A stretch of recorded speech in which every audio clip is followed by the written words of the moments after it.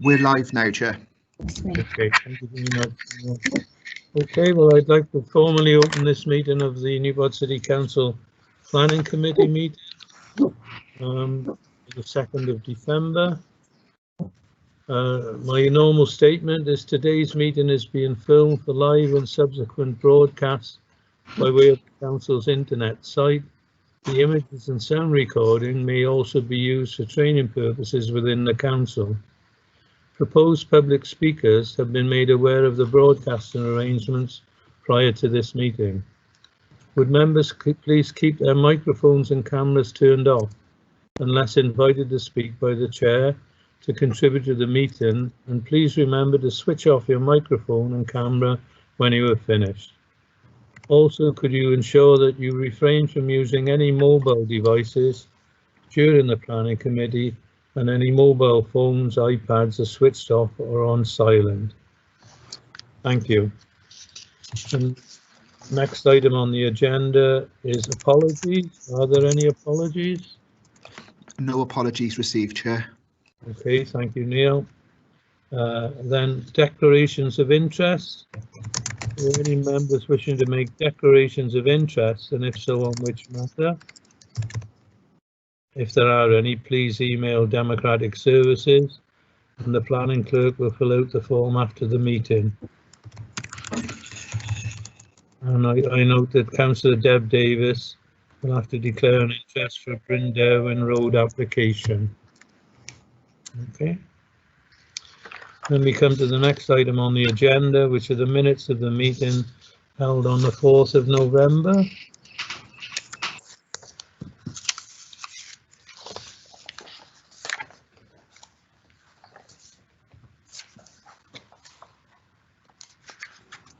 Yeah, sorry, Chair. Val's still got a camera on at the moment.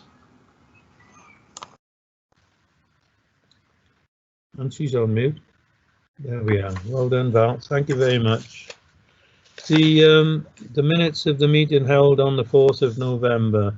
Can we go through for accuracy first? Page 3. Sorry, it's page 5. Sorry. Page 6. Will somebody present propose a correct and true record, please? Yes, Chair. Thank you. Second. Seconded, Chair. Thank you very much. And then we move on to our agenda. Could I ask the committee to consider this situation? Item 1. Which is on page 9 of your paperwork. It's application 20-0696 and the site is the Old Oak Stave, Ruskin Avenue, Rogerstone. You've all received some late representation on this application. Would everybody confirm that they have? Yes, Yes, Chair. Chair. I've Yes, I've had it. I've had it, Chair. And me, yeah. Okay. Confirmed, Chair. If I could refer you to the end of that late representation. Point 2, officer's response to late representation. I'll just read it out. Is given the lateness of these comments, the Council's planning contribution manager would require further time to consider the merits of these representations and advise whether the Council requests on planning contribution should be varied. Officer's recommendation. It is recommended that the application is deferred and brought back to a later planning committee following discussion about the required planning contributions. Now, what I would ask the committee to consider at this stage is twofold. Is one, do we go through the application as presented, or do we vote on that recommendation at the start, which would obviously defer the application? I seek your guidance on that. Councillor Berry. Yes. This is not the only late representation, it appears, in the pack that I've got. I'm not in great favour of late representations at all, as it kind of it gags us somewhat in that I've no idea why it was late and why it's been allowed to get this far. My honest opinion on this one is that we should defer this. Okay, thank you very much. Councillor Val Dudley.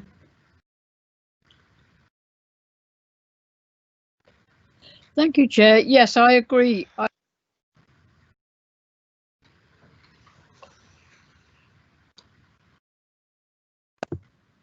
Can you hear me now? Yes, fine, Councillor Dudley. Yeah, I would like it to be deferred as well for the same reasons. Okay, thank you. Councillor Trevor Watkins.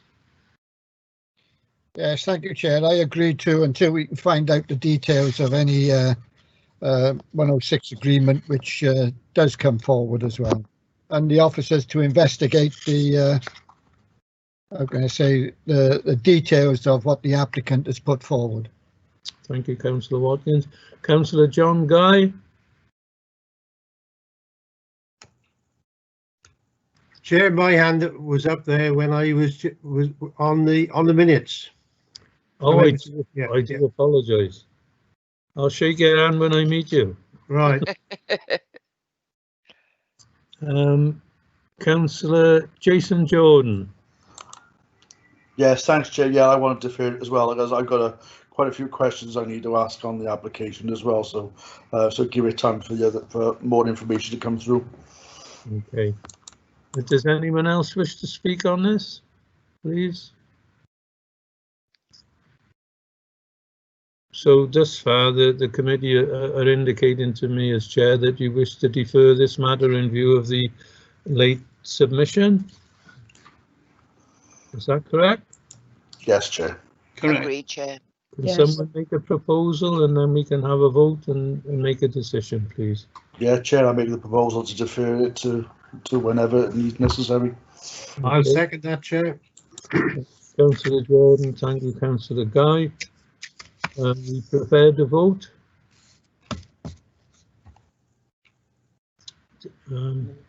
Neil, do we need to do it?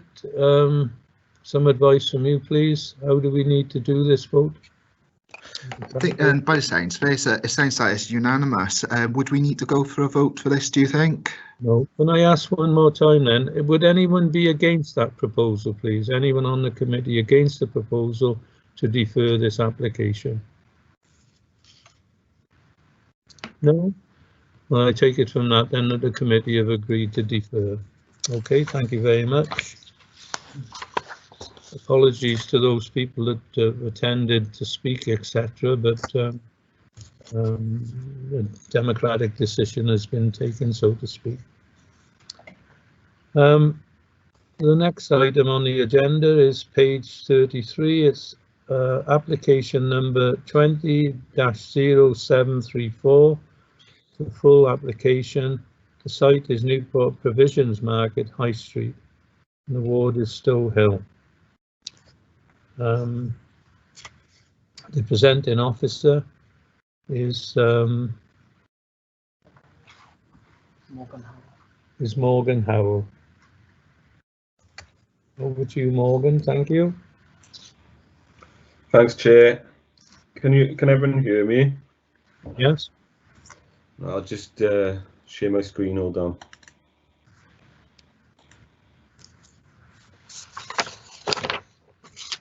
Okay.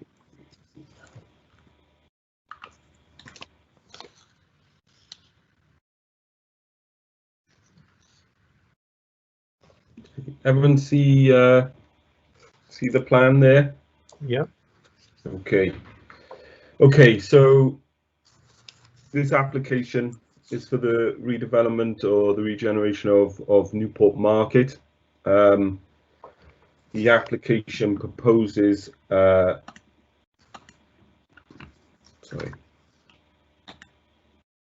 Yeah.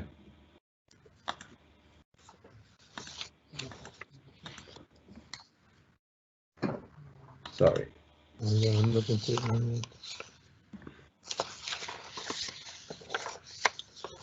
Okay, so the application is for Newport Market. It proposes the refurbishing of the Newport Market to comprise market stalls, food and drink court, flexible working space, and a reconfiguration of the upper floors to accommodate residential flats. The application is accompanied by a listed building consent application, which is probably on your list as well as 200735. I'll try and address both of these applications in the same sort of presentation, because they are one and the same thing really, and linked. So the fact that, you know, the planning permission coincides really with listed building consent, and both permissions would be needed for the application to go forward, or the works to be go forward. You might be aware, obviously, of Newport Market itself. It's a Grade 1 listed building. It includes the Victorian Market with the barrel roof centrally. It has Riverside House that faces Upper Dock Street, and Griffin House or Royal Chambers, which faces High Street. Currently, the market is, as shown on the plan here, it's it's an indoor market. There's a sort of it's bookended either end of the building by a Riverside building, which includes retail developments at ground floor and offices at the upper floors of Riverside House, and then on Royal Chambers or Griffin House, there are a mix of A1 and A3 uses at ground floor and in the internal lobby area, and then the upper floors relate to sort of office uses and educational office use, and some residential uses that are currently occupying the building. Obviously, the building itself fronts Market Street, High Street, Griffin Street, and Upper Dock Street. The main constraints of the site, it's within the urban boundary. It's in the city centre conservation area. As indicated, it's a Grade 2 listed building. It's in parking zone 1, and it's 100 metres from the River Usk to the east, which is a protected SAC. I'll just try and, there's a lot of information to sort of consider here, so I'll just try and sort of go through the proposals. I might go back and forth on these plans to sort of give a better sort of explanation. So currently the market exists as shown on this plan. There's an historical significance plan that's been submitted with the LBC and the full that indicates what the applicant considers to be the historical high, moderate or low values of market stalls really internally within the building. There are obviously other elements other than the market stalls and the freezers above those market stalls, and those are indicated by this plan. What does indicate is that sort of a solid line is of high, solid green line is of high value. A dotted sort of a dashed line relates to sort of more of a feature above, and then the sort of turquoise or blue sort of colour is of moderate value, and white is low value. In order to develop the internal market itself, the applicant has submitted details to have a food court centrally within the building, and what that means is that a number of the sort of market stalls will have to be altered or relocated centrally within that area in order to form the food court area and the bar area. What this plan indicates shows is the sort of brown or red areas would be sort of areas where they would be removed or demolished, but there are blue lines surrounding which indicate sort of where friezes and fascias of the market stall buildings or historical market stall buildings will be retained. So if you go to the actual proposed ground floor itself, I'll try and go through this in detail to try and give you an idea. So let's just go to the outside of the riverside on Upper Dock Street. This shows retention of sort of commercial uses at ground floor for fronting Upper Dock Street. They'll be changed to a gym, a 2 sort of unit gym there, and then the remaining are proposed as open D1 uses, which are general sort of community uses. They relate to they can relate to a lot of different uses in terms of sort of health clinics or community centres or churches and things along those lines. So it covers a vast area of sort of uses, but it's really sort of lifestyle or community uses rather than sort of retail uses. And then on the side of High Street, these 3 units would be identified as open A1, A3 uses, which is really the retail to sort of food and drink uses. And then internally, what we have now is centrally you have a bar area, which is retaining sort of some of the most high value sort of historical market stall areas to form a bar. And then, as you say, there is a seating area or a food court where there would be some high level sort of fascias retained and upstands that are sort of historical value. It's clear that there will be some loss centrally in order to produce the food court sort of seating area, and then on either side of the food court, these would be food court units. If I just go below, just to sort of identify, so a typical food stall unit would look like this unit to the left. This is the bar area that they've submitted, and then on the outer edges there will be 30 sort of retained market units in order to retain the market uses along the edges, along with sort of play areas and offices and other elements that needed to be provided. So the market stall proposal, typical market unit, is along these lines. At mezzanine floor, then there is a proposal to really follow on from what has been done by the council to restore the upper floors of the mezzanine area, but to use it as a B1 office, flexible office space, so people can rent these office spaces as B1 office uses all along the edges. There's sort of amenity sort of uses here as well, just for sort of toilets and facilities that are needed for office uses. In centrally, then there would be a breakout space or a flexible space with benches either side of the unit, and sort of on the upper floors of this area there would be a sort of centralized sort of heating system and hanging sort of lighting and landscaping or plants above the unit there. So that is centrally what is going to be regenerated internally with the market. If I just go to the riverside elevation of the building, externally there was going to be, well, there was initially a proposal for a 2-story extension on top of Griffin House. That's been omitted during the process of the application. There were some complications, I believe, but it was the applicant's decision to omit it finally. So really externally we're left with maybe more what you would call sort of more minor alterations or minor sort of changes to the building.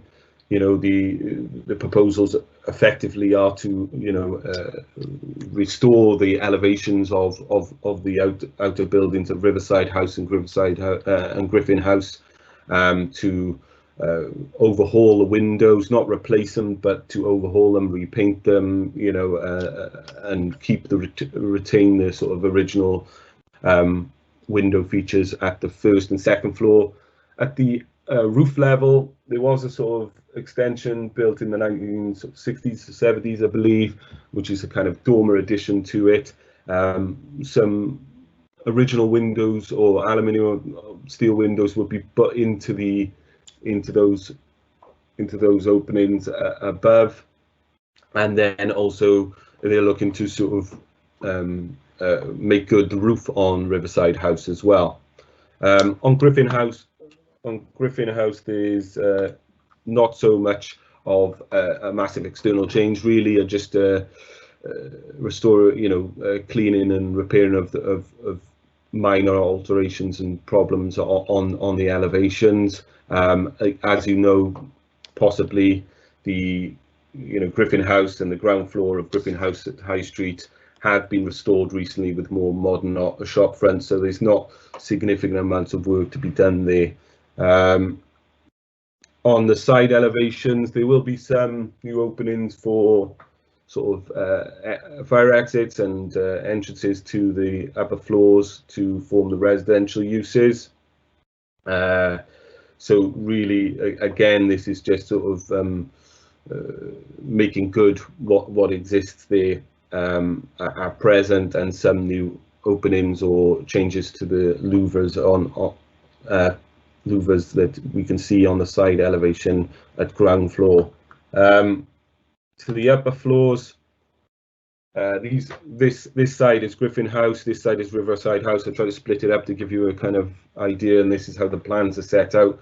But really, it's a mix of affordable, social, and low-cost affordable housing that would be maintained by Newport City Homes. There would be 30 units within Griffin House and 12 in Riverside.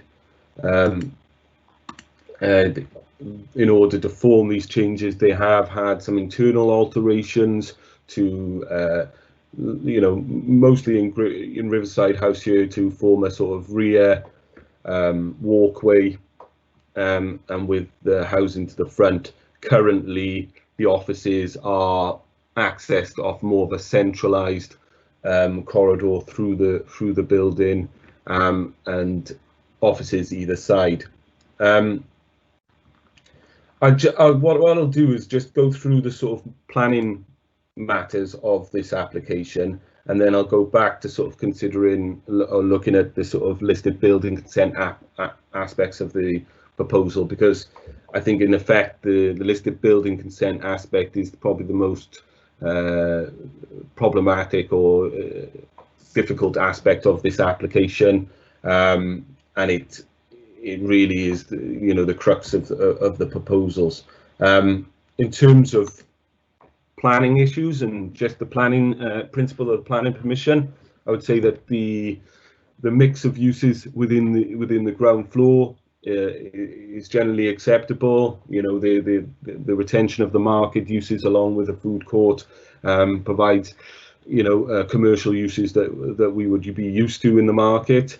The ground floor uses either side would be more open uses, but in itself they do not contravene sort of planning policies for central areas of shopping frontages.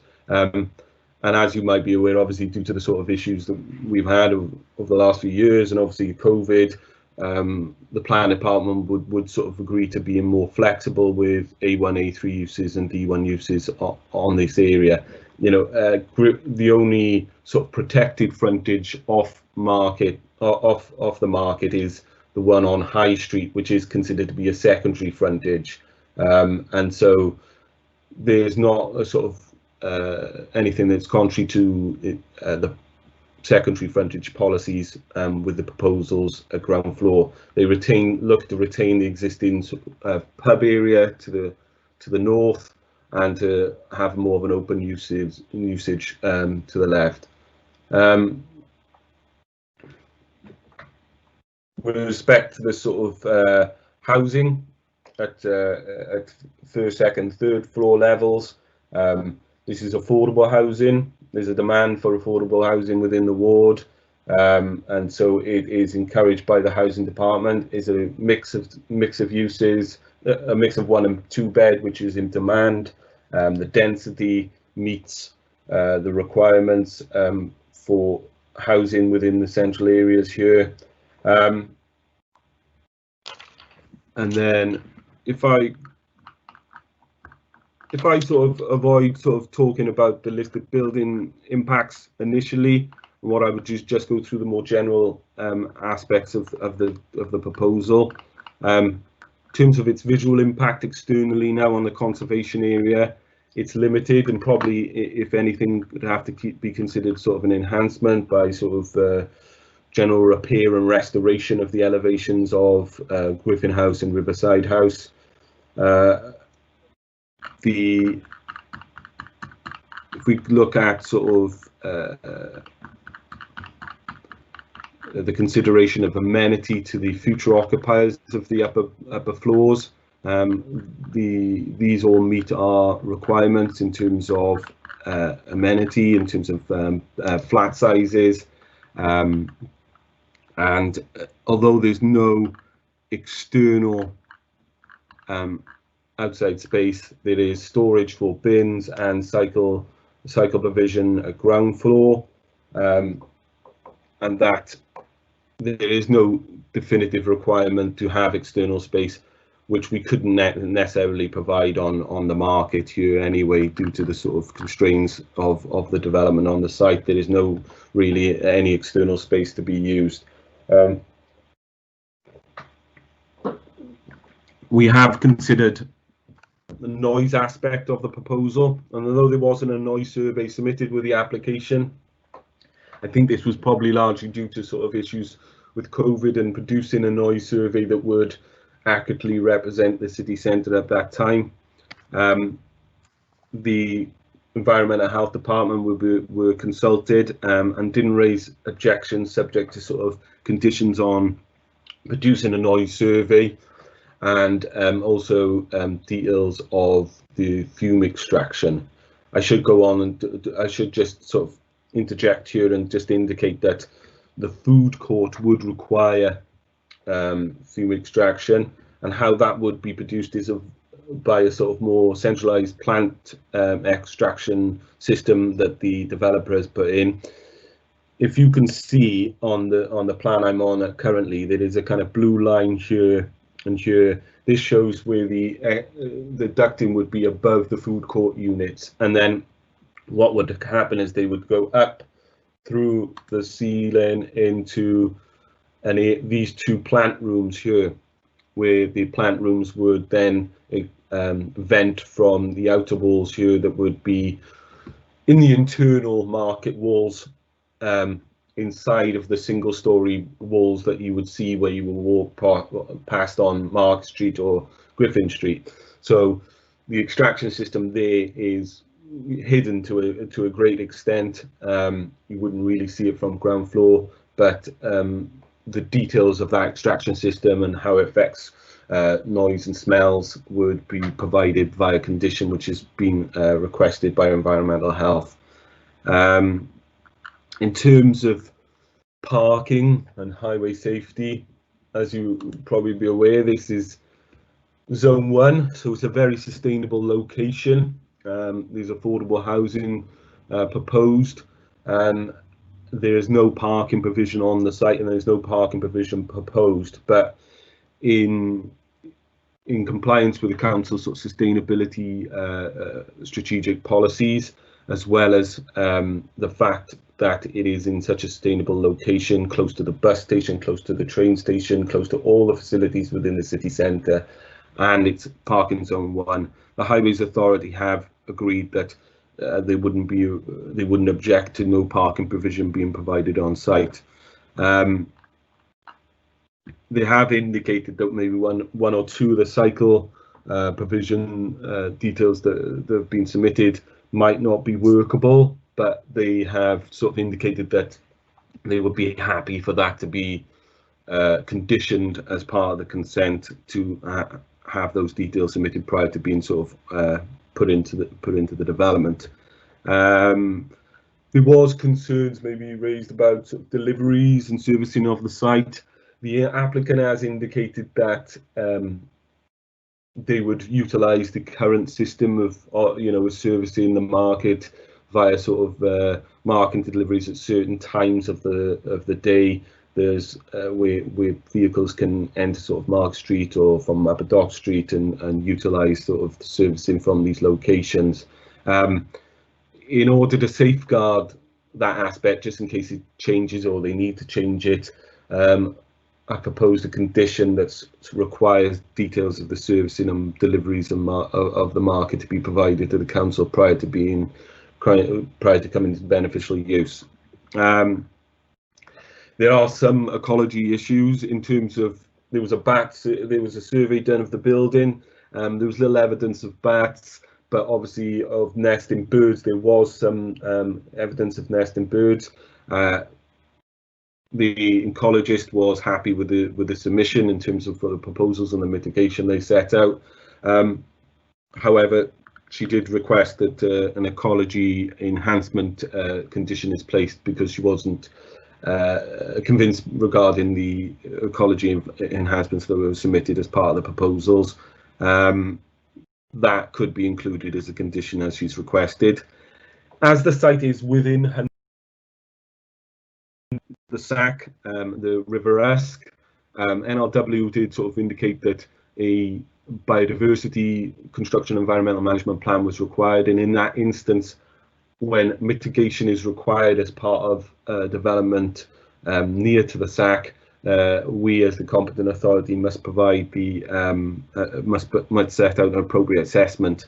I've qualified that appropriate assessment within the report that was submitted to NRW, who agreed really not too much of an impact on this, and the conditions largely relate to the KEMP that NRW requested, and also a drainage strategy for surface water drainage that the applicant had submitted that demonstrated that the surface water from the site, the existing system, didn't flow into the river, so there wasn't huge amounts of concern regarding polluted surface water drainage going into the SAC.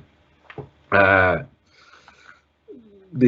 was some archaeology, as an archaeological sensitive site, and GGAT, or Glamorgan Gwent Archaeological Trust, have proposed that we condition the consent to have a historic building recording and analysis being carried out prior to any development being carried out.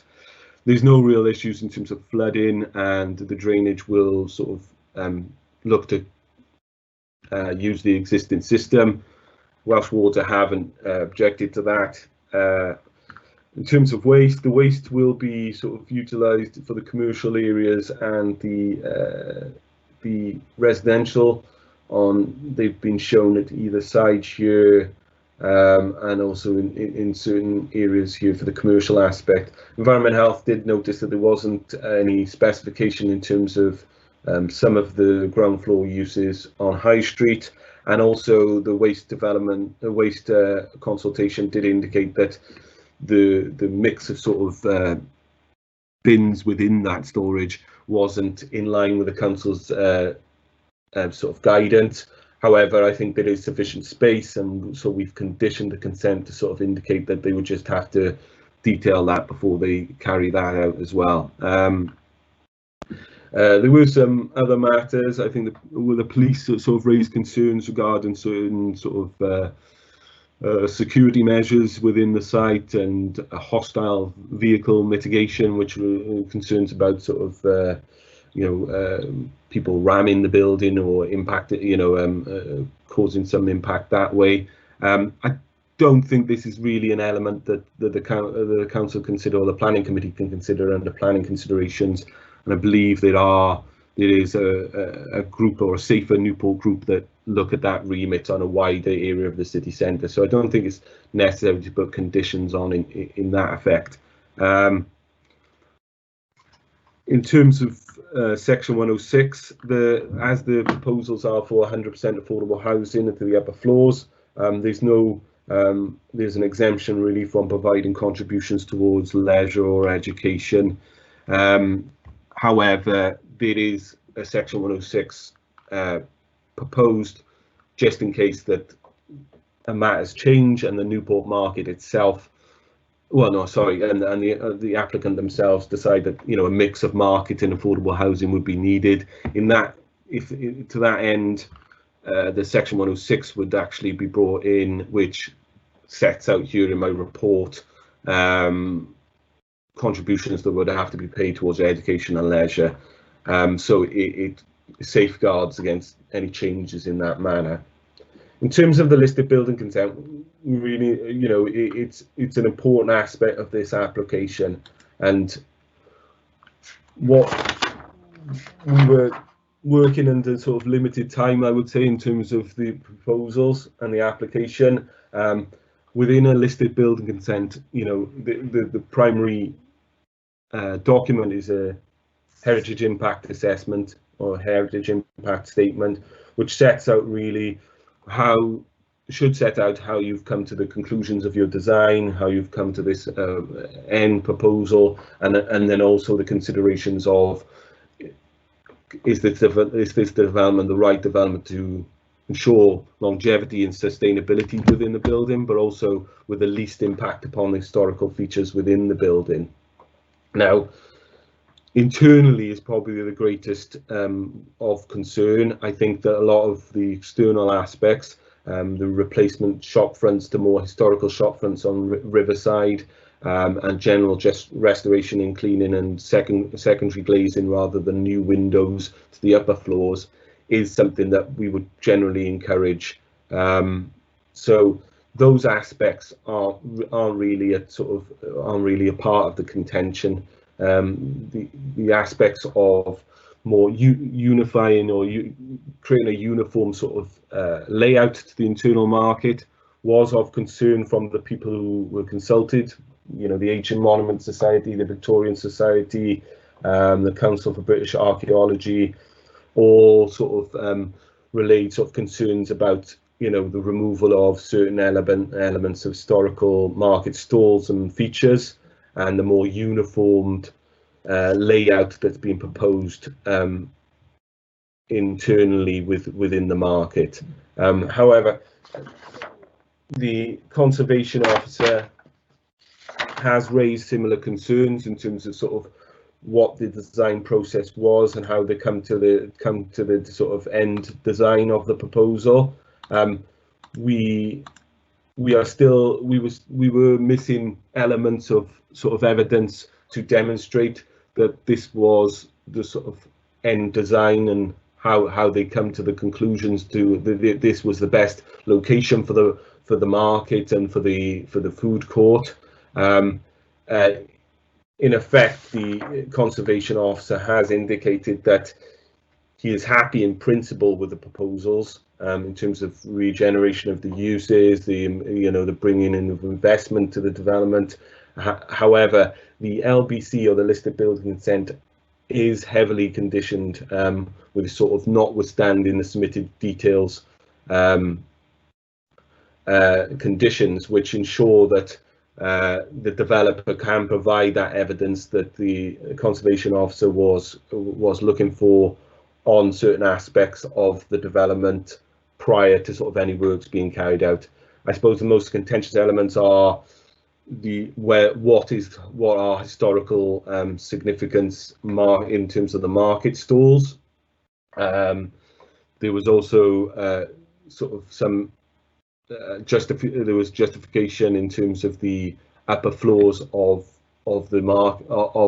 Riverside and Griffin House being used for residential uses. So when you consider sort of change of use to a listed building, you should consider a number of uses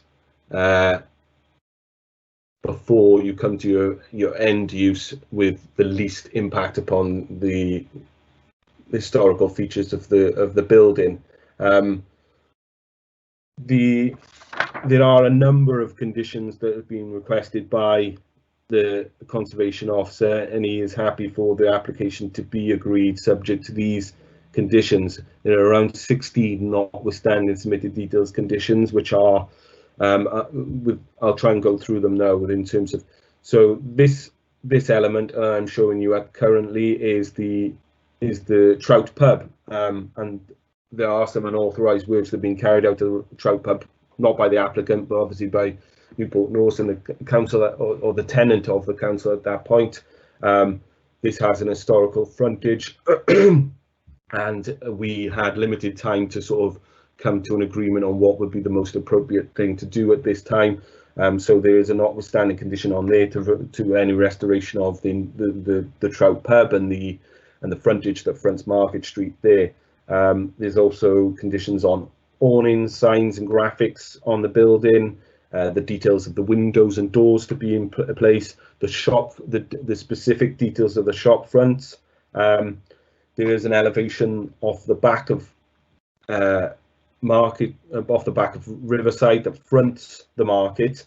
There was a proposal to sort of block up some of the windows and all openings within that elevation, and that the conservation officer wants further details of those, and whether there is any whether there's a more sensitive way of doing carrying out those works. There is a walkway in between the two areas of Riverside House that can be seen through the atrium here as you walk into the main entrance of the market. The problem here is that this may need to be considered as a fire escape under building regulations, and in order to be considered as a fire escape, they would need to be enclosed, that walkway. Now that could potentially have an impact on the appearance of the listed building, so there is a notwithstanding condition on here to see whether the applicant can consider whether there's an alternative way of overcoming that. If not, and it's demonstrated that's the only way that it can be done, then the council will consider sort of a glass screen enclosed area that the applicant has proposed in that instance.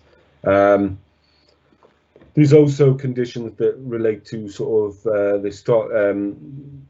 any sort of detail, a survey of all historical details of the market stalls, and then obviously anything that's found that wasn't necessarily considered to be historical prior to sort of the application. So you could be that they're removing certain elements or new additions to the market and revealing sort of historical elements behind the modern addition. So there's a condition there to sort of protect against that. There's a condition to protect against decoration.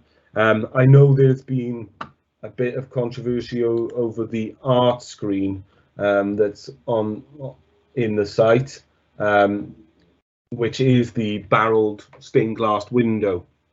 There have been a number of objections, not only from the artists themselves, but a number of other people who have indicated that it has a value in terms of people within Newport. This is kind of a late sort of aspect of the proposal that's caused some controversy. What I would say about it is that the applicant's proposals is to cover it with a film. So the window in itself would not be destroyed or removed. It would be covered by their proposals. There are some concerns regarding that, and so again the conservation officer has put on a notwithstanding condition which would require the applicant to submit those details to us prior to covering the window or making any changes to the stained glass window. I don't know what the applicant's view on sort of retaining the window in that way would be, but the condition does protect the window in my view. And I would say if committee had any major concerns, potentially we could bring back that detail to be agreed by committee maybe. The problem with this is that it has some communal and evidential value of within the building, but it's not part of the listing of the building. So it would be difficult to refuse this application on the basis of what's been proposed for the stained glass window. However, other matters, you know, it was a public building, it was paid by public money, and it is a public art. So it's you know, it does have value in that respect. So if committee do feel strongly about it, you know, obviously we can discuss that with any questions. Is there anything else I need to sort of cover? Yeah, so there's a number of conditions in terms of repairs to joinery, internal fabrics of the upper floors of the Griffin House and Riverside House. I think there's a bit of lack of evidence of what is currently in Riverside and Griffin House, but I think from understanding with the conservation officer that there is less features of historical value within the upper floors since the modern changes to the buildings, and so he doesn't think it would have a significant impact upon the listed building to change the floors to residential use. But he did want some additional information to sort of demonstrate that the applicant had considered all types of uses within the upper floors of the buildings prior to sort of resting on the last idea of residential use at the site. The applicant's view in this instance is that this is a mixed-use site. He's trying to create a development that has holistically, so it's looking at the development as a whole. So it's difficult because we've got 3 listed buildings and 3 kind of separate elements. It's difficult to not consider them individually. However, this development is for all of this site. So once you change one element of a scheme, so you say, you know, change the housing to offices or to tourist lets, you change and you have to, it would impact upon the mezzanine floor. In this instance, the applicant has set out that they think that the office use in the mezzanine floor is to the appropriate level given the current sort of economic climate, and the residential use will provide a more sustainable use to the upper floors rather than considering office uses within the upper floors. There was tourist let uses proposed within the extension that's now been omitted, but obviously because of the amendments that were being changed and has gone along and the speed of the application, those elements haven't been considered within Riverside House or Griffin House themselves. The application is, you know, the full application is proposed for granted with conditions, subject to the section 106 being signed, and the listed building consent is granted with conditions subject to CADU approving the proposals. I'll try and stop talking now because I've talked for a long time. And if you want to ask any questions, I'll try and answer as best I can. Okay, Morgan, thank you very much. It's a very detailed presentation. Could you just clarify for me? There's 2 applications. One is and the other is listed building. Yeah. And you have tended to overlap in your presentation. Yeah, so listed building consent is needed for any works to a listed building. So any works internally, externally to a listed building would need listed building consent. Planning permission is needed for changes of use and operational development. So in this instance, the planning permission is needed to change the use of the ground floor, the market uses, and the upper floors of the building, as well as any sort of external changes to windows or shop fronts. So that is why the planning permission is needed. The listed building consent is pretty much needed for most things within the proposals because all of it is a listed building and any works to it would need listed building consent internally or externally. So the 2 permissions are needed for the development to go ahead, but obviously they cover listed building consent might be needed in instances where planning permission is not needed. It generally won't happen the other way, but that's the differences. Okay, thanks very much for that clarification. No problem. I now call on a public speaker in support. Chair? Sorry to intervene, Chair. Can I just ask if we can just take a pause? Councillor Clark is in the meeting, but he's having trouble being able to speak. So what we would ask him to do is just to exit and rejoin to see if we can enable him to be able to speak. He's seen the presentation and we've confirmed he's in the meeting, but it would be, helpful if he could participate. So if we can just pause slightly to enable Councillor Clark to exit and rejoin, that might fix the problem, if that's okay with you, Chair. Yeah, fine. Could I add just one more thing? I didn't mean Morgan, can you just pause a second? We need Councillor Clark to hear everything you say. No and if problem. he's going to exit, we need to hear. He needs to hear this. Just bear with us a second. Thank you, Tracy.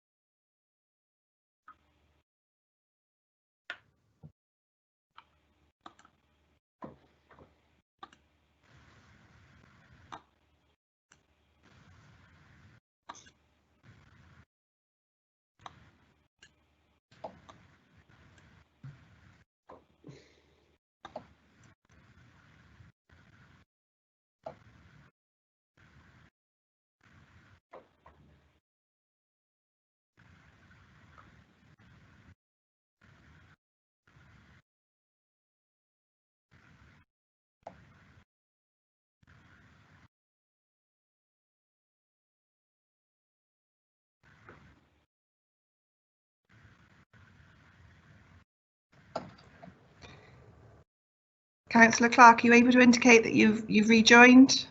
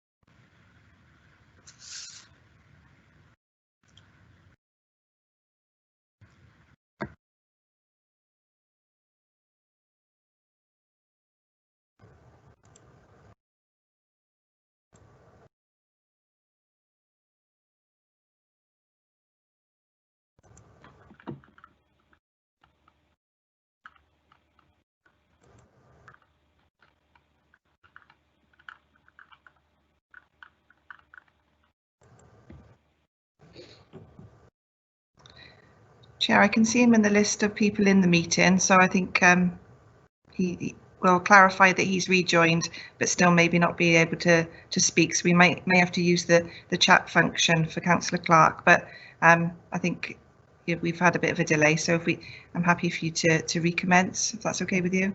Yeah, thank you very much, Tracy. Oh, Val, you've come on screen now.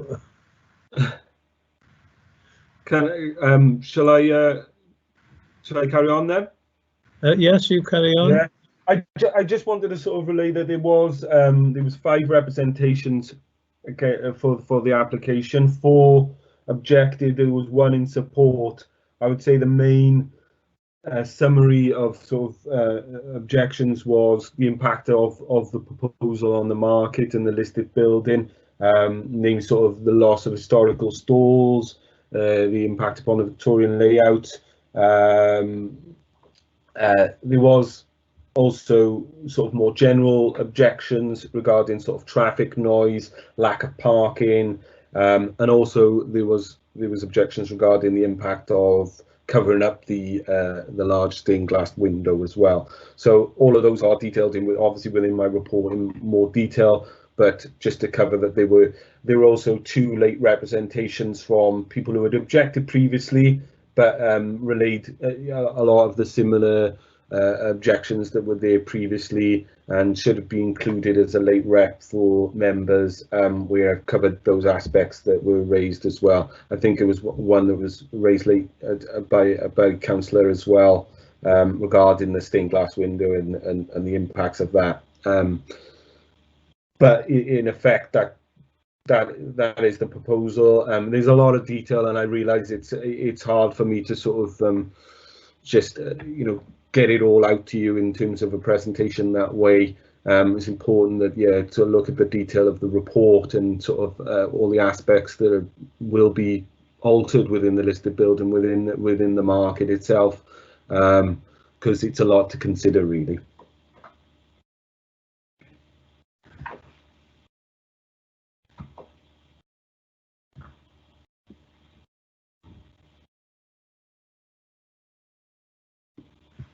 Just to confirm, the reference you made, Morgan, to a councillor, late representation, it was Councillor Al-Nuami. Yes, sorry. And I've received that, and I assume all the members of the committee have received that. I don't think I have. Are you going to read it out? Yeah. It's been suggested that I read out Councillor Al-Nuami's. Well, I'll do that after the public speaker. There's a public speaker supporting, and Mr. Simon Baston. I don't know if you're available, sir. Mr. Simon Baston.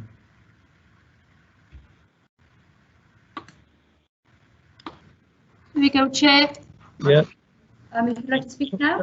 Okay. Okay. Yeah. Can I just, before you start, Mr. Baston, Val Dudley, Councillor Dudley, your picture's on screen. If you could press some button or other. Thank you very much, Councillor Dudley. Mr. Baston, over to you, sir. Thank you. Thank you, Chair, members.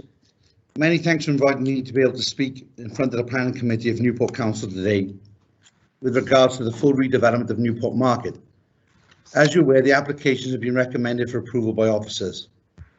Our company, Lofco, has been established for over 20 years and has been proud to be at the forefront of the earliest waves of live, work, play in South Wales. And we have now developed into a company that fully understands the complexities of mixed use, live, work and play, specifically in an urban environment. We have a detailed track record in working with listed buildings across South Wales. Newport Market is, without a shadow of a doubt, one of the most magnificent market halls left in the UK that hasn't been refurbished and hasn't been repurposed. We at Lofco have worked alongside the local authority and Welsh Government for the last 2.5 years to create a scheme that we feel is of a complementary nature for everybody and which enables a fully collaborative position with all of the community involved. The scheme itself will provide in excess of 200 new employment opportunities whilst creating 40 new businesses for the SME/incubation sector, and particular for the local economy, which we proudly work alongside with all our schemes. And in particular, one thing that we are most proud of is the work, we only work with independents in this collaborative zone. Newport Council has entrusted us with a scheme, and we hope that our experience and reputation in terms of working with historic buildings throughout Wales will support us in this scheme. We have won many national awards for our work, and we have a truly sympathetic position towards the building. We want to move to a future position ensuring longevity and, more importantly, sustainability, a low carbon footprint, and the market survival for hundreds of years to come. Extensive dialogue and consultation have taken place with the Council, Conservation Officer and CADU at all levels, which have been hugely productive, and we feel that we have now come to a common ground which perfectly suits the redevelopment of the scheme and which we believe would be complete in under 1 year. We are developing the scheme. We are developing inside the scheme various areas for children's soft play, venues, weddings hire, rooftop bar, etc. There will be an area for a community centre with much dialogue with local community action groups.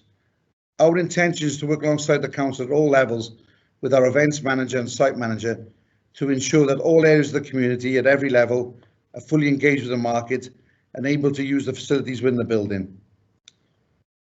The proposed redevelopment of the site represents a distinct regeneration opportunity, which is supported by a raft of planning policies at both the national and local level and will secure the future of a key town centre site. We would be delighted if you could recommend this building for full planning and listed building approval based on the scheme that we placed before you. We at LOFCO would take the position of become custodians of this building for the future generations extremely seriously and work in a diligent manner to ensure that it is fit for purpose for many years to come. Thank you. Thank you very much, Mr. Baston. Thank you. Okay, can we now move to questions from committee members, please?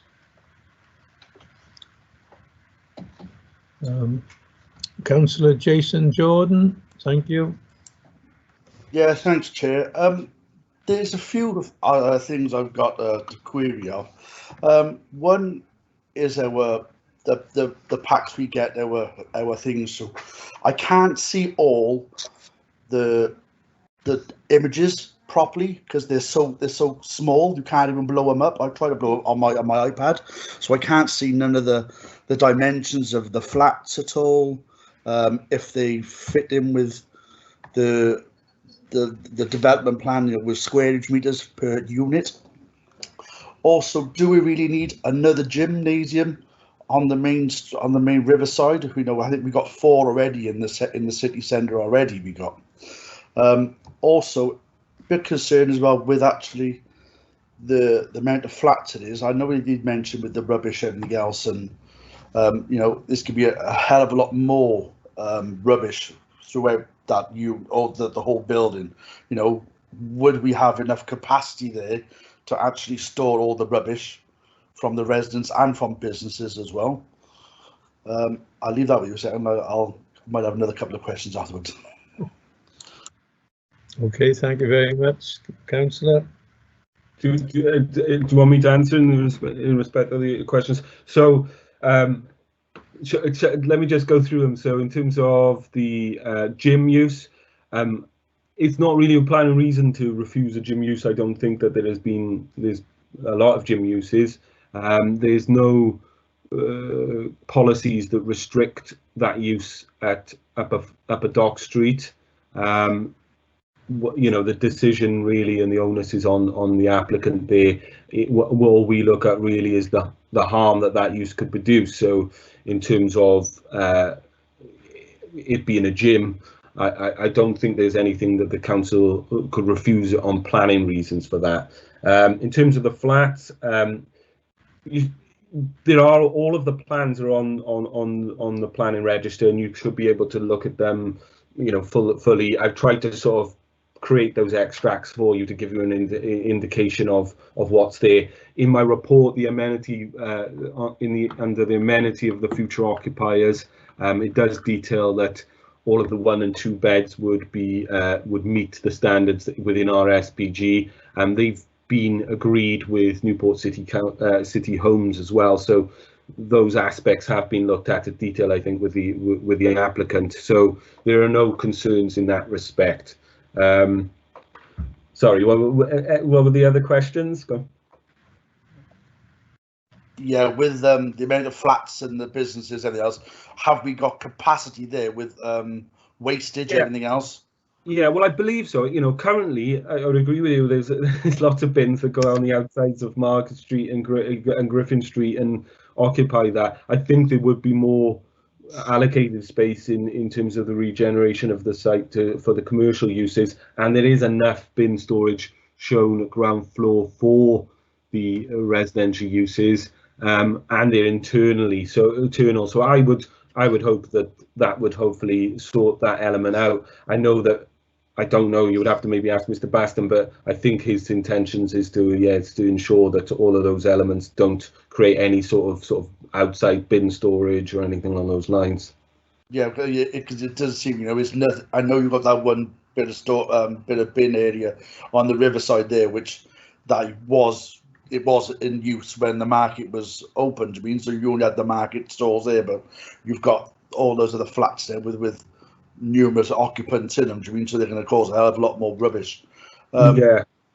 The other thing as well, with the bar area in the middle of the ground floor, what restrictions have they got on that then for being a bar area and hours of opening and closing times? Or I think there's general restrictions on the market in terms of its opening anyway. There's a condition that's been placed on the permission that requires them to set out the operating hours for uses within the market prior to sort of any occupation. So in the market itself, I don't think it would go outside at 8 o'clock really, but I believe that's a kind of public order sort of on the building. In terms of the other uses, it depends. I think, you know, in a city centre, licensing might cover those aspects as well as planning, but we have conditioned it at the request of environmental health. Yeah. Also, as well, I know you actually covered over the stained window and everything else. Yes.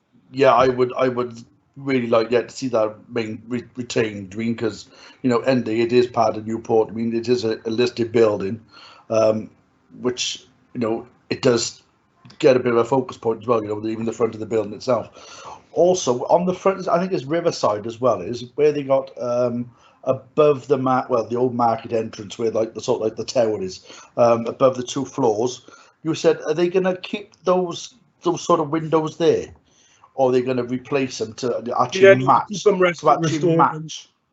I think that's the intention, is to restore and overhaul those windows to the original windows. Where they're original, then they retain them. They you know, sand them back, paint them, you know, basically make them good. Yeah. So that is, yeah. So in terms of the Riverside frontage, I would say, you know, those are the better enhancements of the proposal, you know, to bring back historical shop fronts at ground floor where there is a kind of mismatch, and also some that are vacant with roller shutters covering.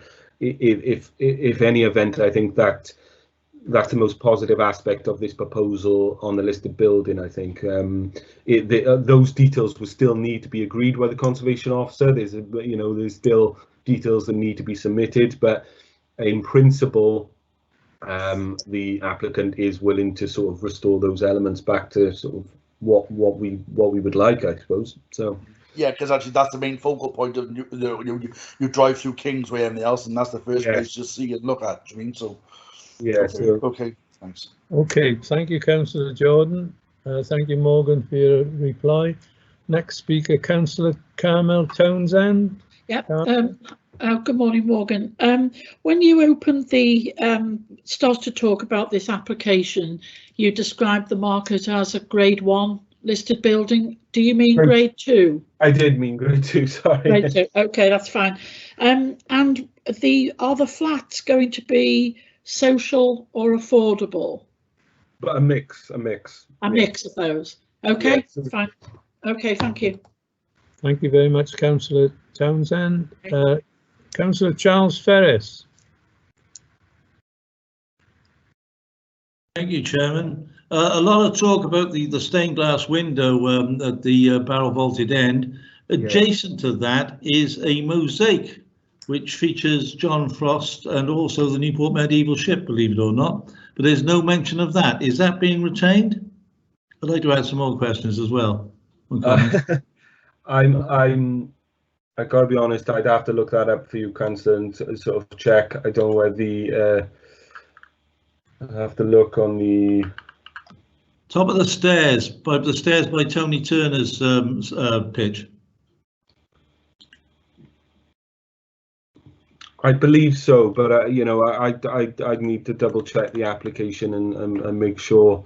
Maybe Mr. Baston could sort of indicate if he's still there, whether that would be retained. There is no. I do not remember any proposals to remove it or to alter it. So the listed building consent in itself wouldn't grant that if there's not that detail in there. And also I would say that the LBC itself is heavily conditioned with notwithstanding submitted details, as I tried to indicate, and so things such as decoration alterations that way would need to be submitted to the conservation officer before any work's being carried out to that effect. Okay. So largely we're left with, say, 6 provision stalls on either wall backing onto Griffin Street and backing onto Market Street, which seems to me to be the market reduced to a shadow of its former self. It's It's It's 30 strange, units, 30 units. So they're not just the one. They're the ones, or the outer perimeter of. Let me bring my my thing back up. So these are market stalls. These are market stalls. These are market stalls. These are market stalls. These are market stalls. So there is 30, I believe, in all. So it would be reduced.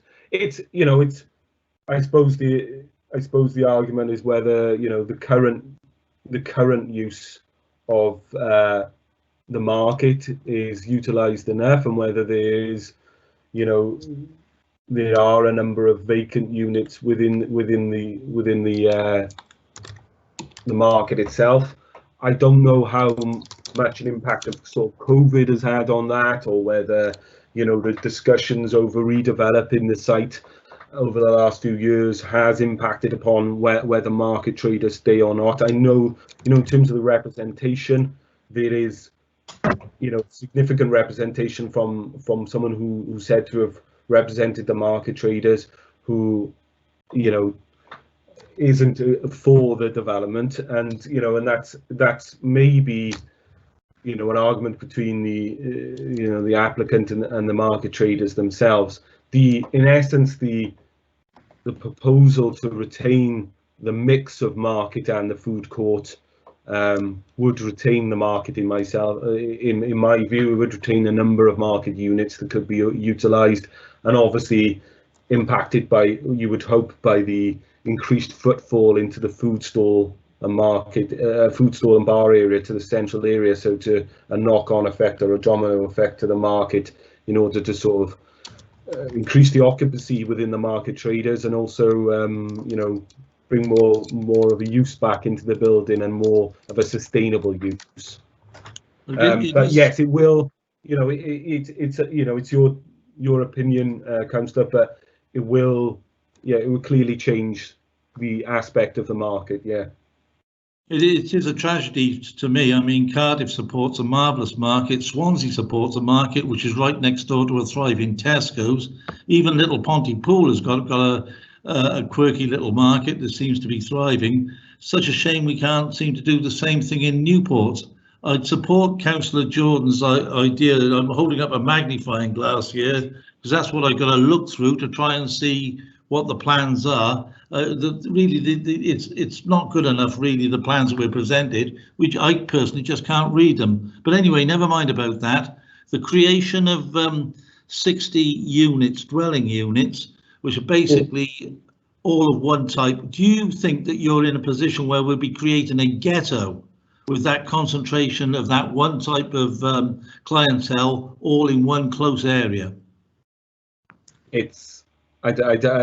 I'm not sure is really a planning reason whether you decide why it would be a ghetto. I suppose it's housing, whether it's market or market flats, or whether it's affordable housing or social rented, it's housing. In terms of planning, you can't differentiate, I would say, Councillor, between what is an occupant, whether an occupant is someone who's someone who can afford that building, but affordable housing is sold to people in order to allow people who live within this ward and within this area to provide them with housing within this area. Sometimes market properties are too expensive for people who live within Newport, and trying to provide them with affordable housing, which is in significant demand within this area, or for 1 and 2 bedroom housing. The benefit internally of its location, I would say, is that it is centrally, and what you provide then is an area where it's sustainable. So you don't need someone with a car, or a need to sort of drive to areas. It's all of the elements that you need to live and work is within that location, and easily accessible by public transport. So no, I don't think we could consider it that way. It's affordable housing. I would consider it the same way for affordable housing as I would for market dwellings, you know, they are housing.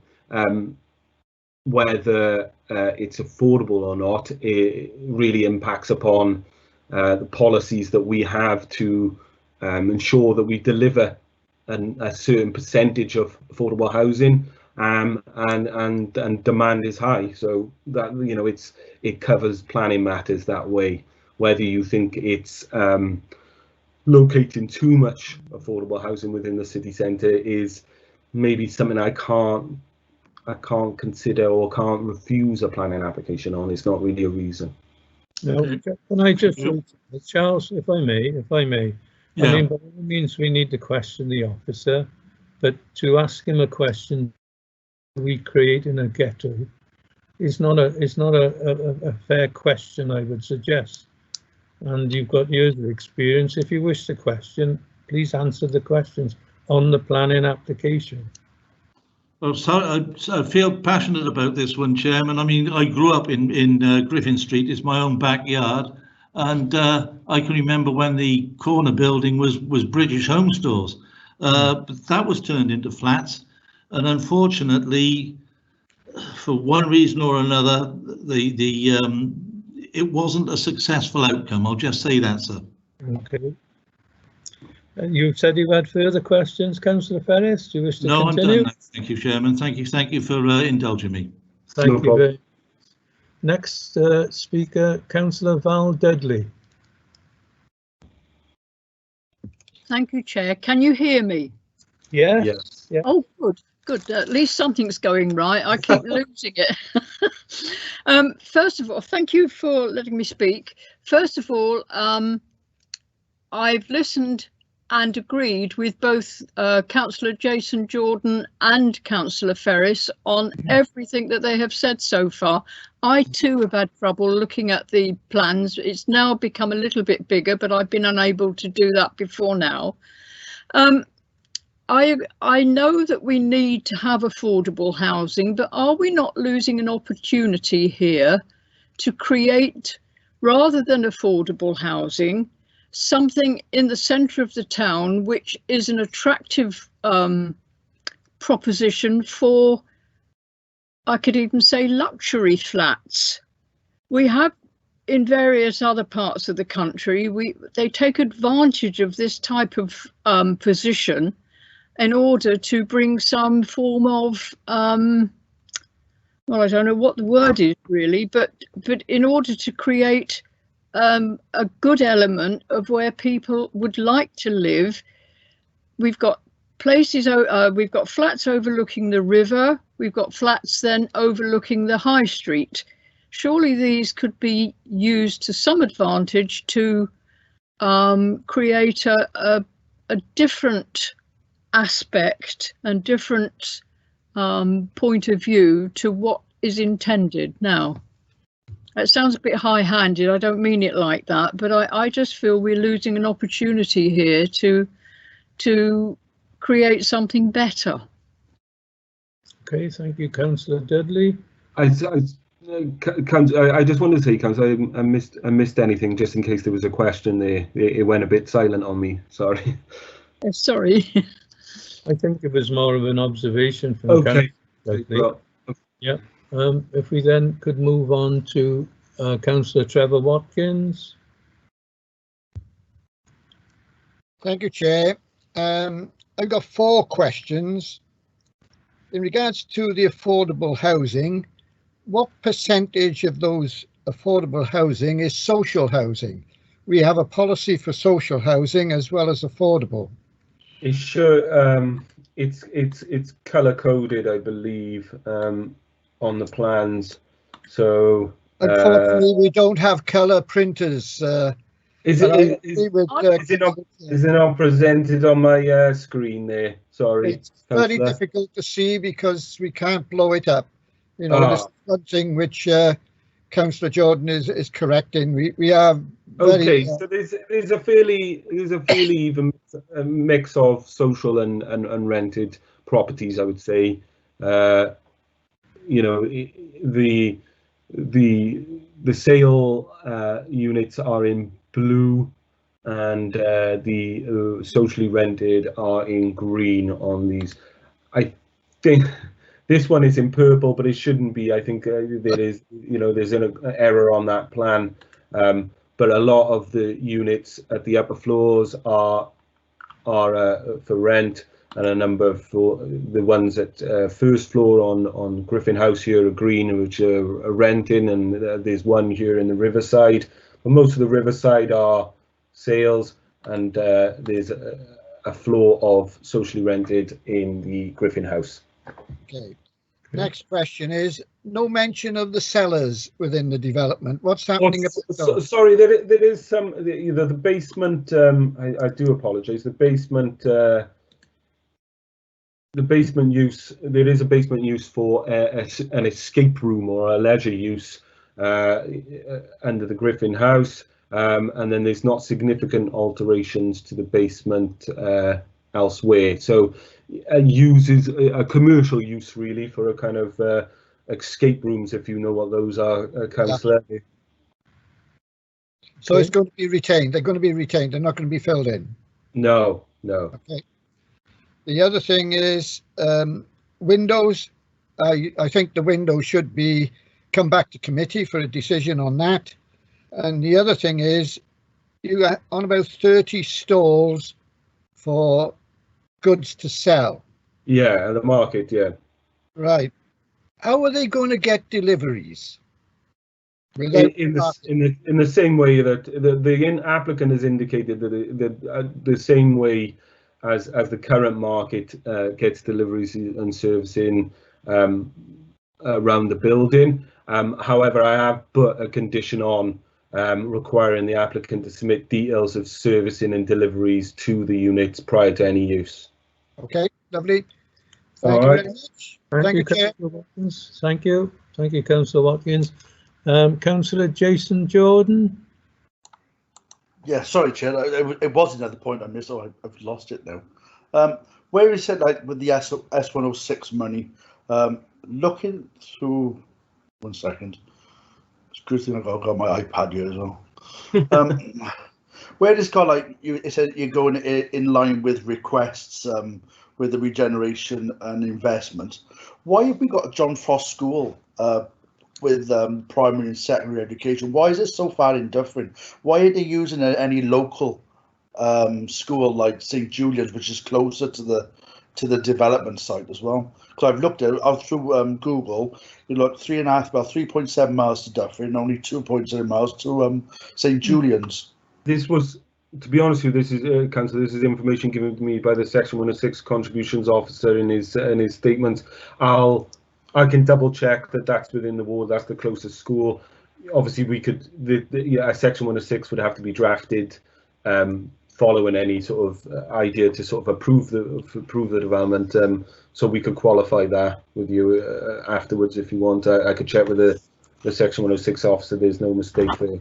Yeah, well, that's the closest school is St. Julian's to the development site. Because I looked up for Bettis. Bettis is on about 2.4 miles away. The demand is there, whether the demand or capacity is in one school and another, really, I suppose. And what is the closest school that will require that sort of contribution? Yeah, I can understand St. Wooler's Primary School as well, because that's just up the road. And oh god, Ysgol Gymroed Bro Tenion, whatever that is. I'm not quite sure. I might could be Welsh. I don't know. I'm not quite sure where to that school is for the primary school. I don't know. Yeah, I think in effect, that Section 106 is is a safeguard. Those contributions would not go ahead if all of the housing is 100% affordable.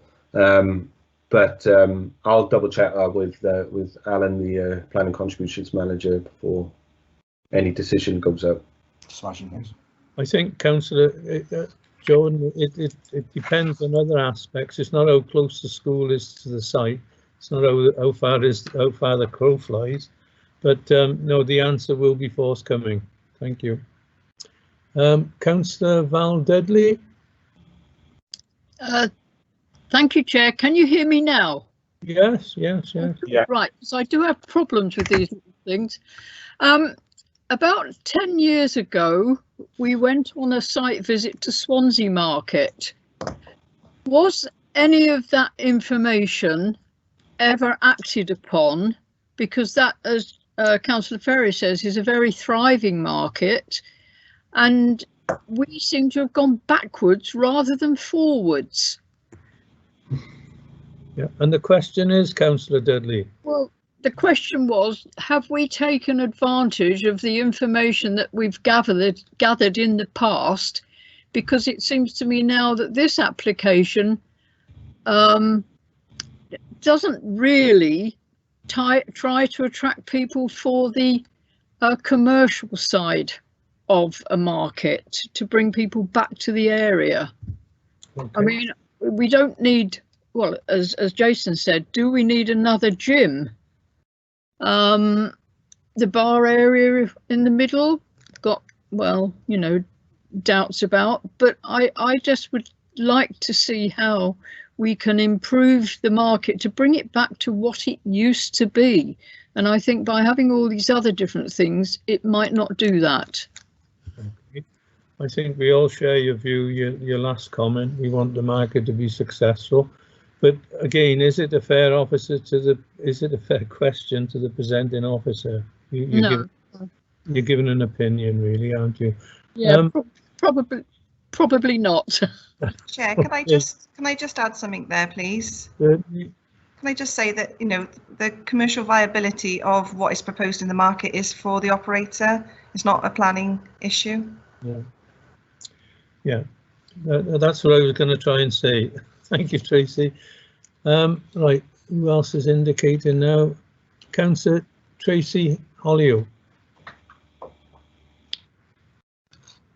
Yeah, thank you, Chair. Sorry, my hand kept going up on numerous occasions then. I'm not sure why.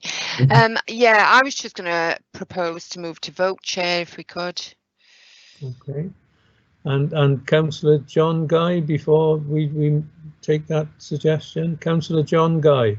Yeah, can I say that there's a lot of things to be concerned about, but we're living in a different era now. We all would like to see the market as it was, but times have moved on in all sorts of ways. The younger generation and the generation coming along, they act in different ways as to the way in which they shop and everything. So what we got to do is try and bring forward something which will be different, something which will be successful. Now we keep on harping about the past, but the past is the past.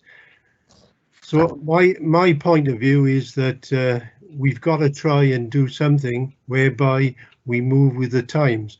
The younger generation work in a different sort of way, really. So you've got to have other attractions in order to survive. That's the reality of life. So that's my point. Okay.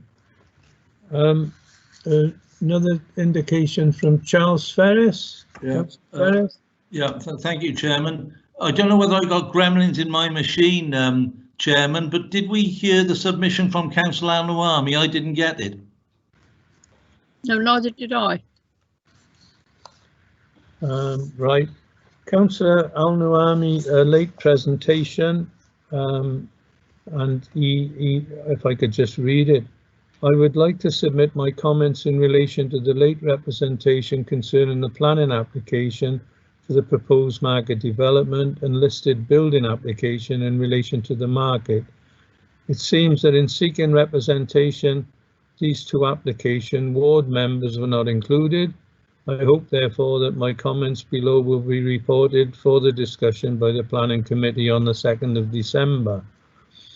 In relation to the stained window, I am very concerned that it is intended to cover this beautiful historic feature internally.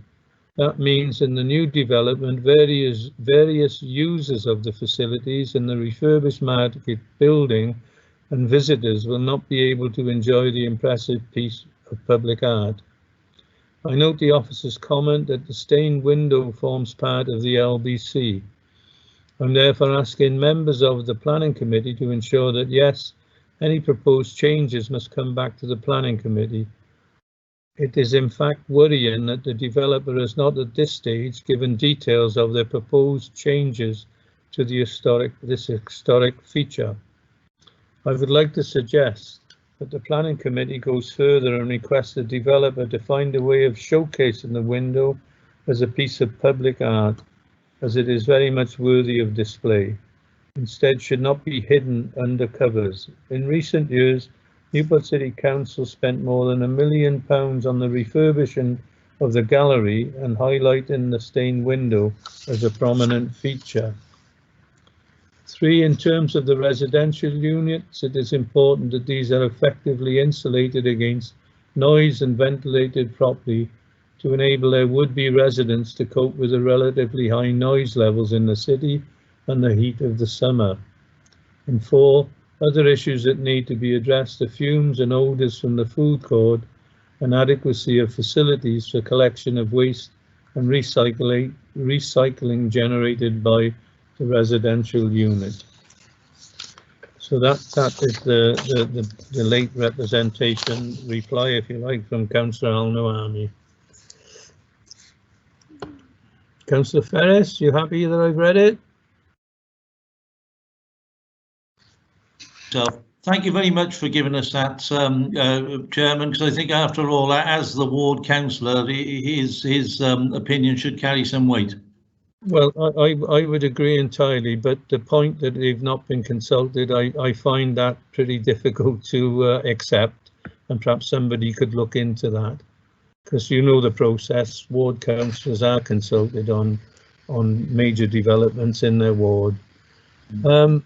Next one who's indicating is Councillor Trevor Watkins.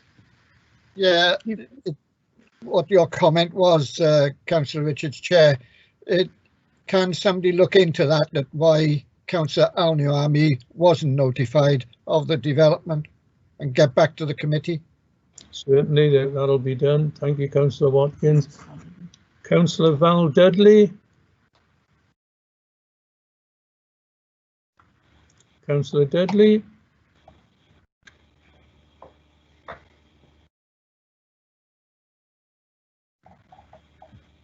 Unmute. Can you hear me now?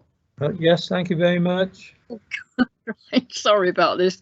No, I agree. I agree with the previous speaker and Councillor Al-Nuami's submission before that. It does seem to me that very often in Newport we are doing away. I know we've got to live in the future and the present, but we are doing away with some of our history, and this.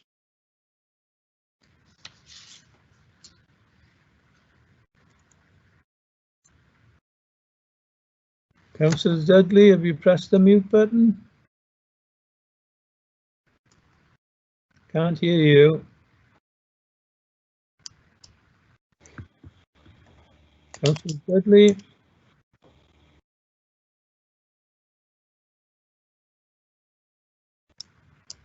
Councillor Dudley. I'm going to have to say over and out, Councillor Dudley. Next speaker, Councillor Jason Jordan. Yeah, sorry, Chair.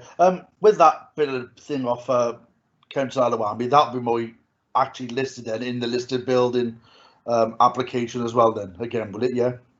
Yeah. Fine with me. Okay. Councillor Olio. Oh, Councillor John Guy.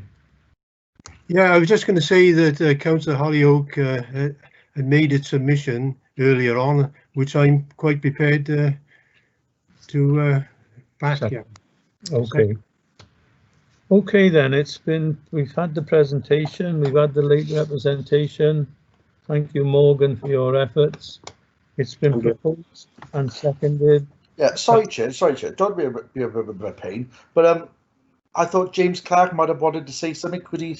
Has he indicated anything to say? He wanted to say anything because he couldn't actually use his mic of some sort. I'm at the minute. I've not seen Mr. Clark indicating. Perhaps I should seek some legal advice on that. Yeah, because he has put a comment that says test 2 on the screen, but I'm not quite sure if he's anything he needs to say anything at all. Okay, thank you for that, Councillor Jordan. Is the solicitor available, please? Could you comment on that point? Yes, Chair. We're unable to see Councillor Clark or hear him, I understand. So as it's a public meeting and we can't see him, I don't think he's able to participate. Okay. So if he can't participate, I've got to say that he can't vote. Yeah. Yes. Okay. Okay then, well, it's been proposed and seconded that we accept the officer's recommendation. Neil, are we going to do it as we voted at the start? Yes, please, Chair, if that's okay. So if I just do a roll call with the committee. Yes. Councillor John Guy, please. For the proposal. Thank you. Councillor White. For the proposal. Councillor Ferris. Against. Thank you. Councillor Townsend. For. Thank you. Councillor Dudley. Against. Thank you. Councillor Berry.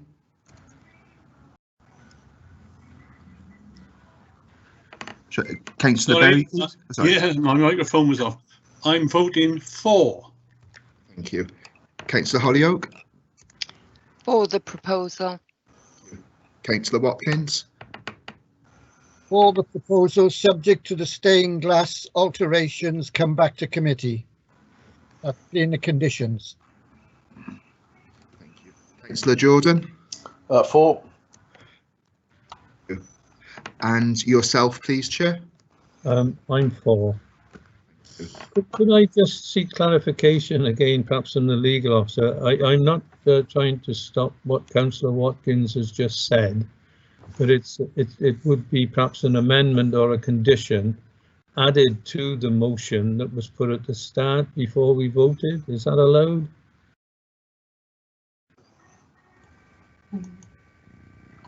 I'm being told, Councillor Watkins, I'm not wishing to offend you, but I'm being told that it's already a condition anyway.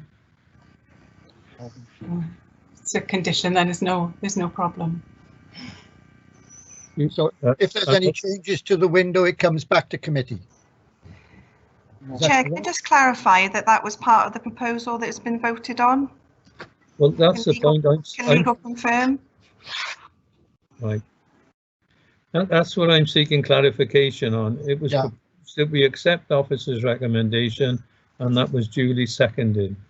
What Councillor Watkins has said sounds to me to be an amendment to the proposal, and the amendment should have been put before we voted.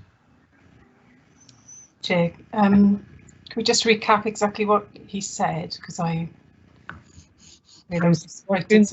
could you help by saying what you said? I can do. If there's any alterations to the stained glass window, it's to come back to committee for approval or refusal. I think as part of the vote had already started, we're not voting on that. We're just voting on the proposal to grant. So if it is granted, it wouldn't be with that proviso. Well, that should have been brought up before, surely. Well, that's what I'm trying to seek clarification on. You know, I sympathise with what Councillor Watkins is saying. I think that it is a condition anyway. It was brought up by Councillor Jordan at the very beginning. Yeah. Yeah, but then I just mention that then, Chair, as well, with Councillor Alawami's comments he made there. Yes. I did ask for clarification. Would that be then brought up in the next application under the listed building application? Okay, before we get into too much of a discussion, can I check with Morgan what your view on that? You're aware of all the conditions as exist. Yeah. Okay. So there is a condition on the listed building consent. Let me double check what number it is.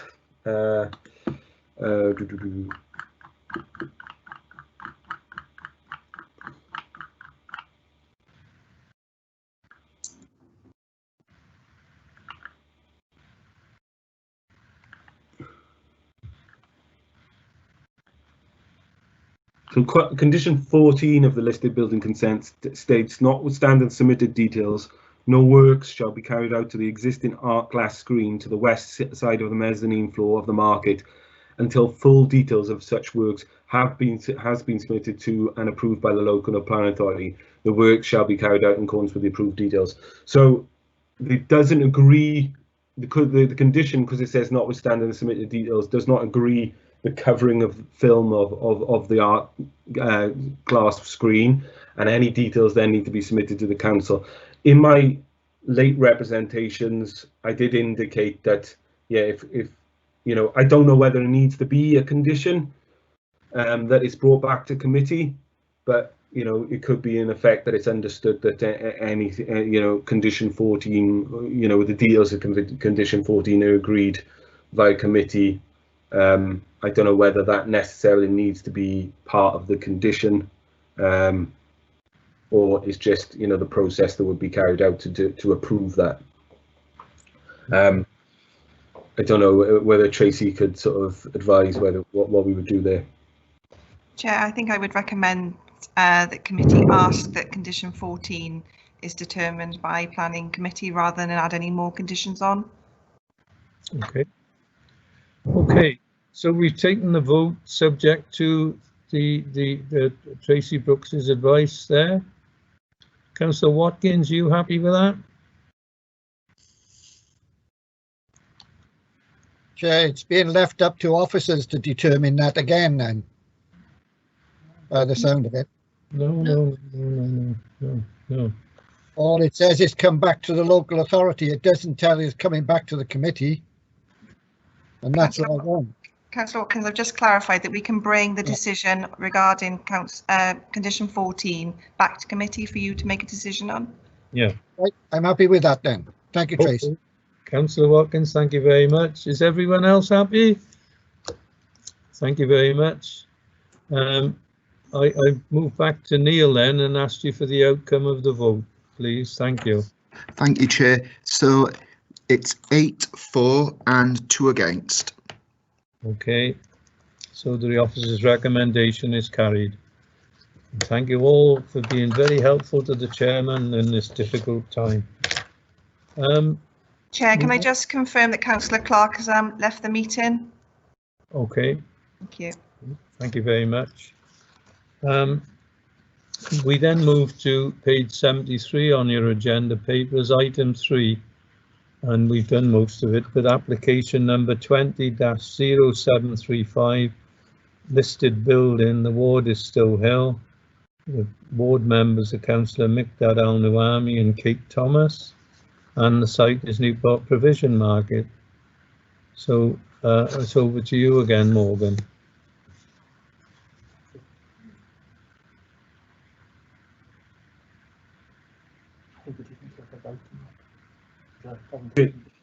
So we're looking at this is you know, one and the same thing really. We are looking at approving the listed building consent and the full planning application. I don't know whether that has, you know, in terms of going through all of that detail again. No, I would think and hope that we could move to a recommendation from the committee, unless there are any burning questions from committee members. Are there? Could someone then make a proposal, please, on this application?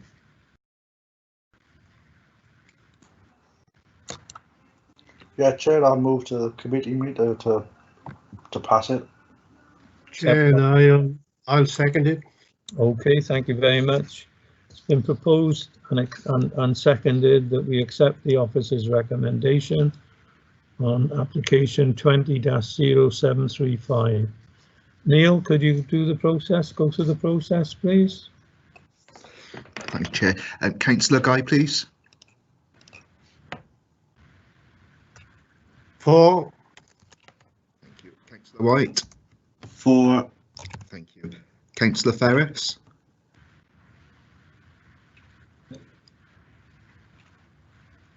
Yeah.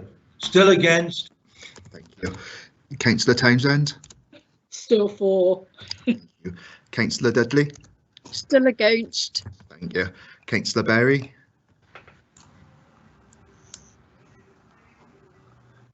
4. Thank you. Councillor Holyoke. 4. Councillor Watkins. 4. Councillor Jordan. 4. Thank you. And yourself, please, Chair. 4. Thank you very much. That's the same as last time. 8 for and 2 against. Thank you very much, Neil. Okay. Then we move on now to item 4 on the agenda, excuse me, which is on page 100 of your paperwork. Application number 20-0739. The site is 38 Brynderwyn Road. The ward is Victoria. Ward members, Councillor Majid Rahman, and the public speakers, Councillor Deborah Davis will be objecting, and the ward member speaking, Councillor Majid Rahman. Okay, and the presenting officer is Joanne Davidson. Over to you, Joanne. Thank you. Morning, everyone. Chair, I'd be grateful if you could confirm that you can see my presentation. Yes. Marvellous. Thank you very much. Okay, so as the chair has said, this is application 20-0739. It's change of use of a 5-bedroom dwelling to 4 studio flats and one bedroom apartment or flat at 38 Brynderwyn Road. Moving to the site location plan, the site is outlined in red, as you can see here. A typical residential or predominantly residential area. Just focusing in on the site itself then, on the left hand side of the slide here we've got the existing site layout. On the right hand side we've got the proposed site layout. So the only really notable changes are the provision of bin and cycle storage to the side of the existing unit.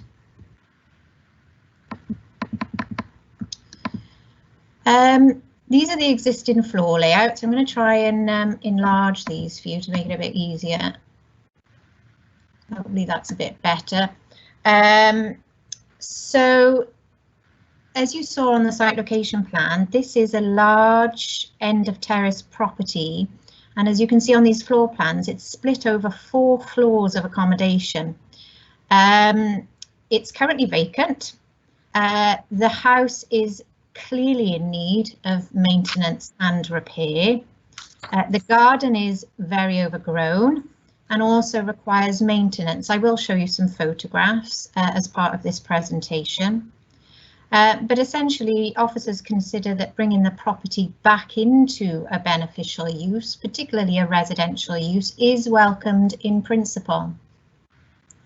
So if we compare those existing layouts, just to highlight in case you can't see this clearly for yourselves. So we've got basement rooms here.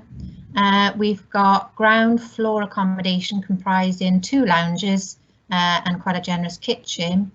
And then over the first and second floors, we've got a total of 5 bedrooms. That's the current situation and the current layout. Looking then at the proposed plans, again slightly enlarged just to make it easier to see. These are the 4 studio flats, if you can see my cursor. So we've got 1 studio flat here at basement level, 2 or another studio flat 2 at the ground floor level here, and then another one, studio flat 3 at first floor, and then another one at the second floor, and then the apartment or flat, which is 1 bedroom, is in this area here and is over 2 floors.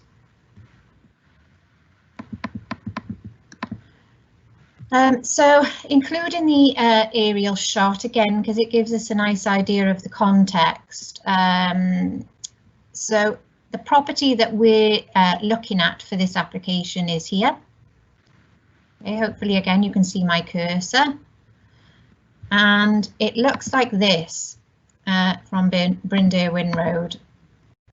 So just to put that into context with the floor plans that I've shown you already, this part of the building is where the 2-storey apartment would be. And then the bulk of the building with the 4 studio flats is this element behind, the main element, the 4-storey element, if you like.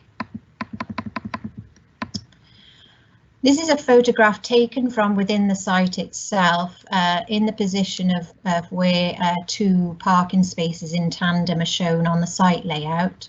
And I'm looking here at the access, the existing access point, the properties on the other side of Derwin Road.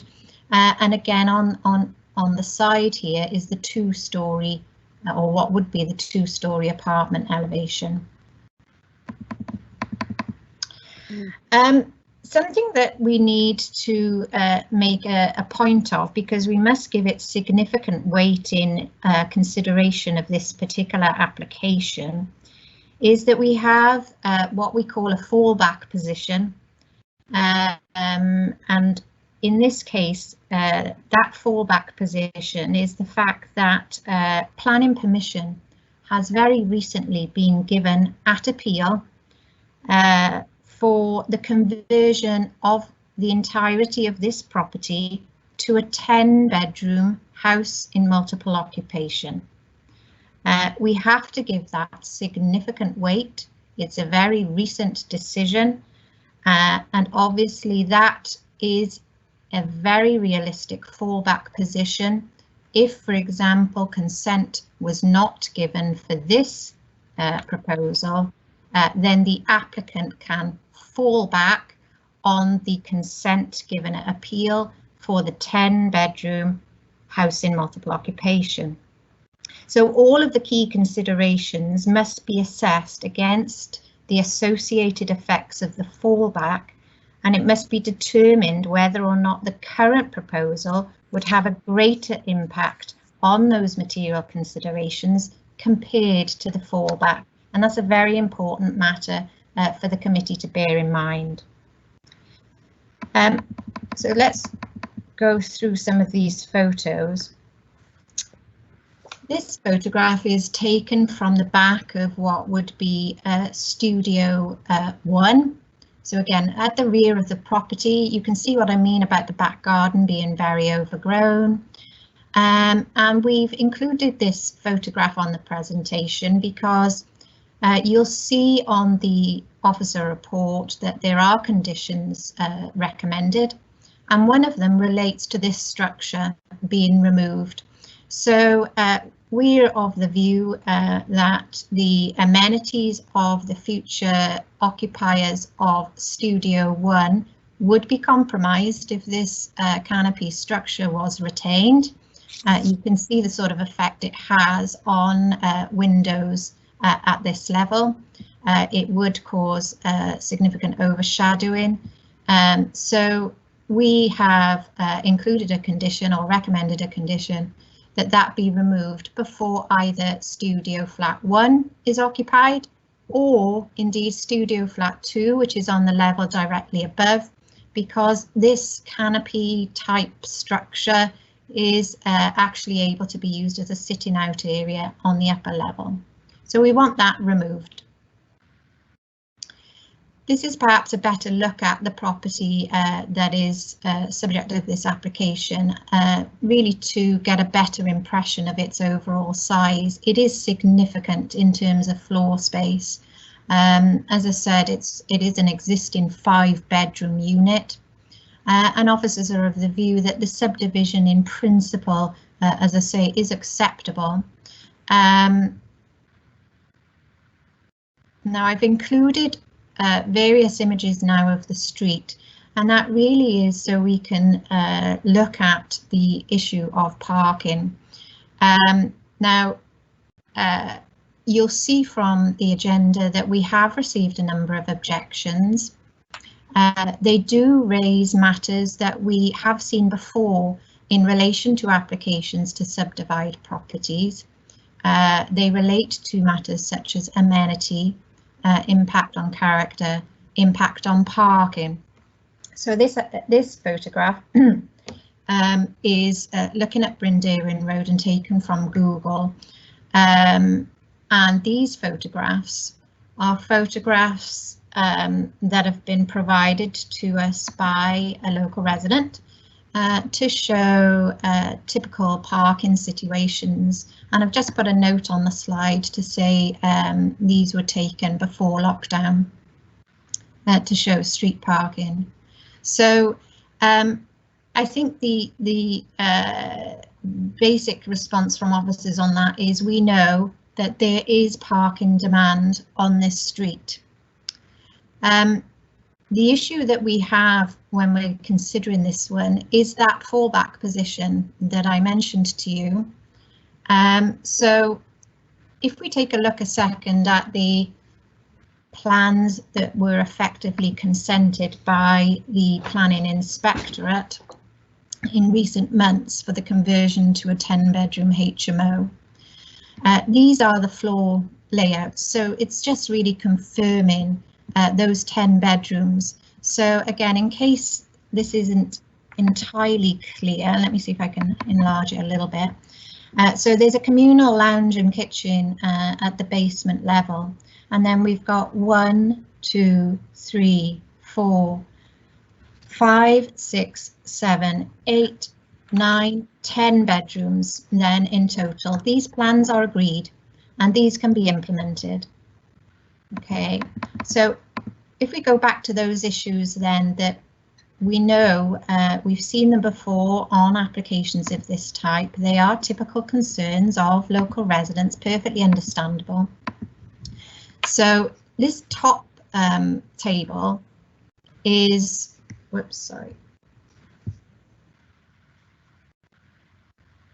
is an assessment of the studio and apartment sizes in terms of our SPG on flat conversion. You'll be aware that the SPG sets out minimum internal space standards. So I've included that, it's also in the officer report, really just to show you that the size of these studios and flats are above the SPG requirement. So there is no reason to object in terms of the future amenities of residents of the proposed units. If we look at the big question then that is often a major issue on applications of this type, and that's parking.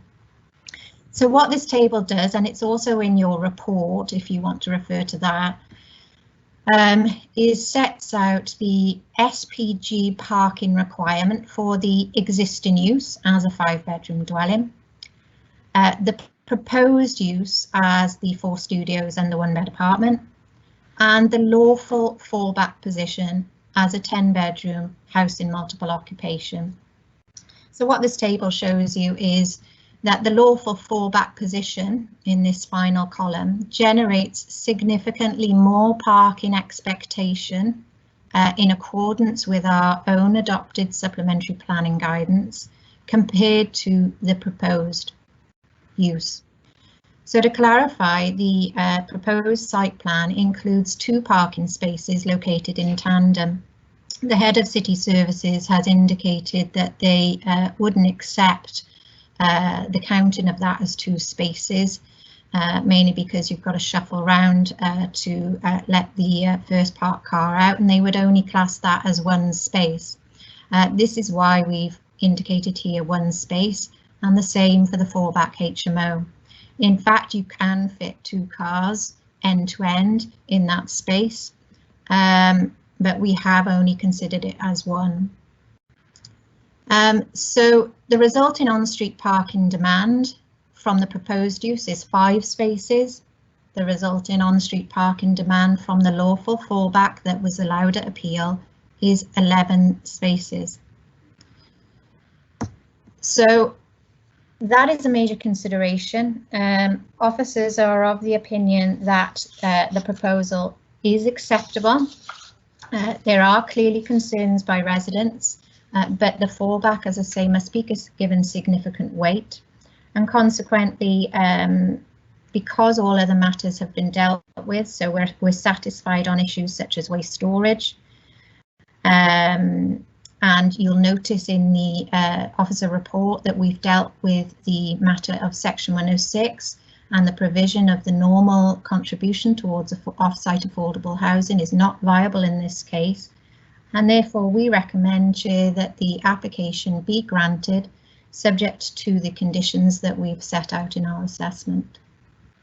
Thank you, Chair. Thank you, Joanne. Thank you very much.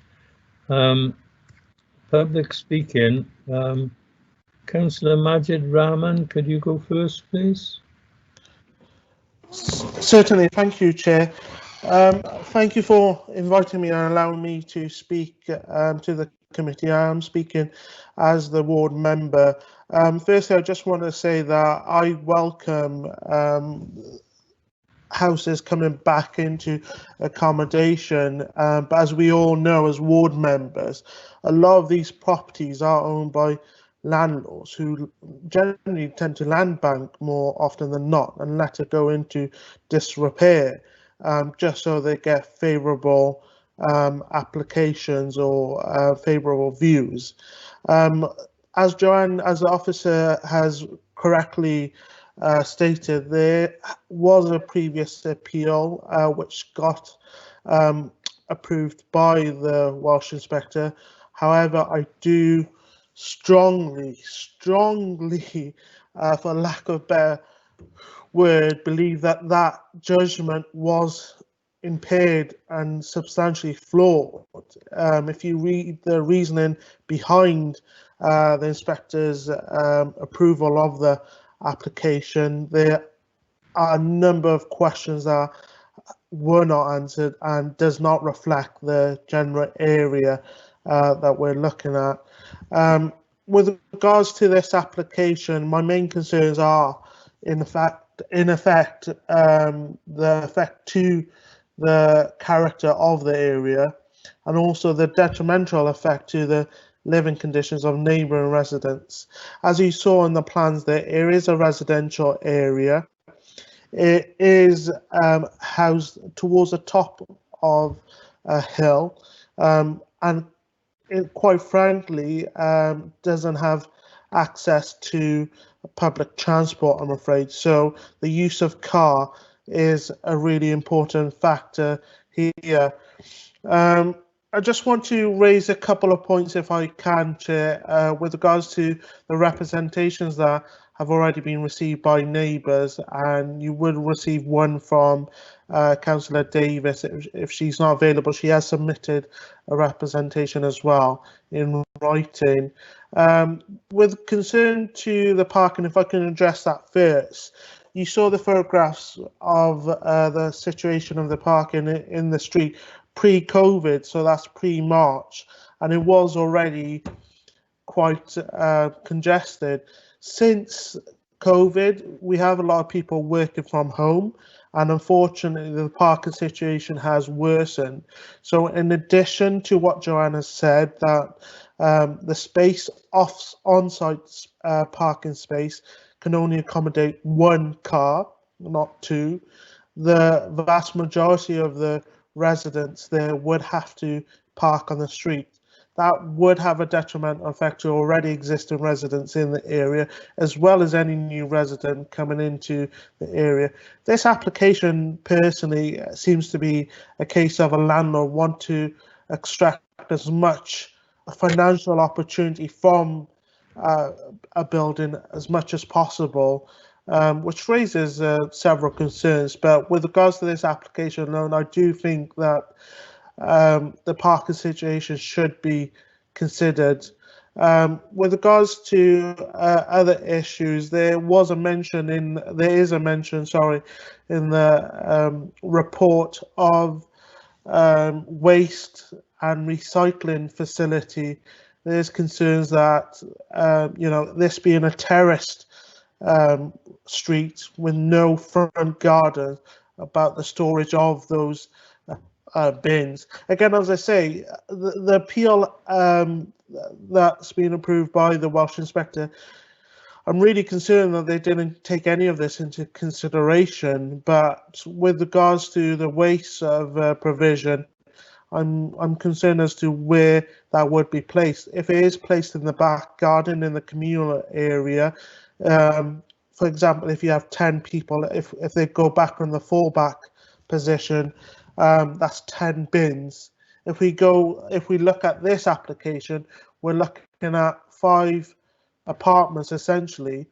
So potentially you have less bins, but more waste, as we're expecting more people to accommodate these flats, whereas HMOs tend to have one person living in each property. So I don't think it being reduced to 5 flats from 10 bedroom HMOs has much of a difference. I just want to talk about the area as well. As you're aware, it is a residential area. There are some vulnerable residents living in that area, and it is largely accessed. That street is largely accessed by car. I've been up there myself, and I struggle walking up the hill, let alone cycling. There was mention of cycling provision, but I think Lance Armstrong would struggle up that hill, to be honest with you. A lot of you will be familiar with the area I'm talking about as well. It is quite steep, so a car is the most feasible way to travel there.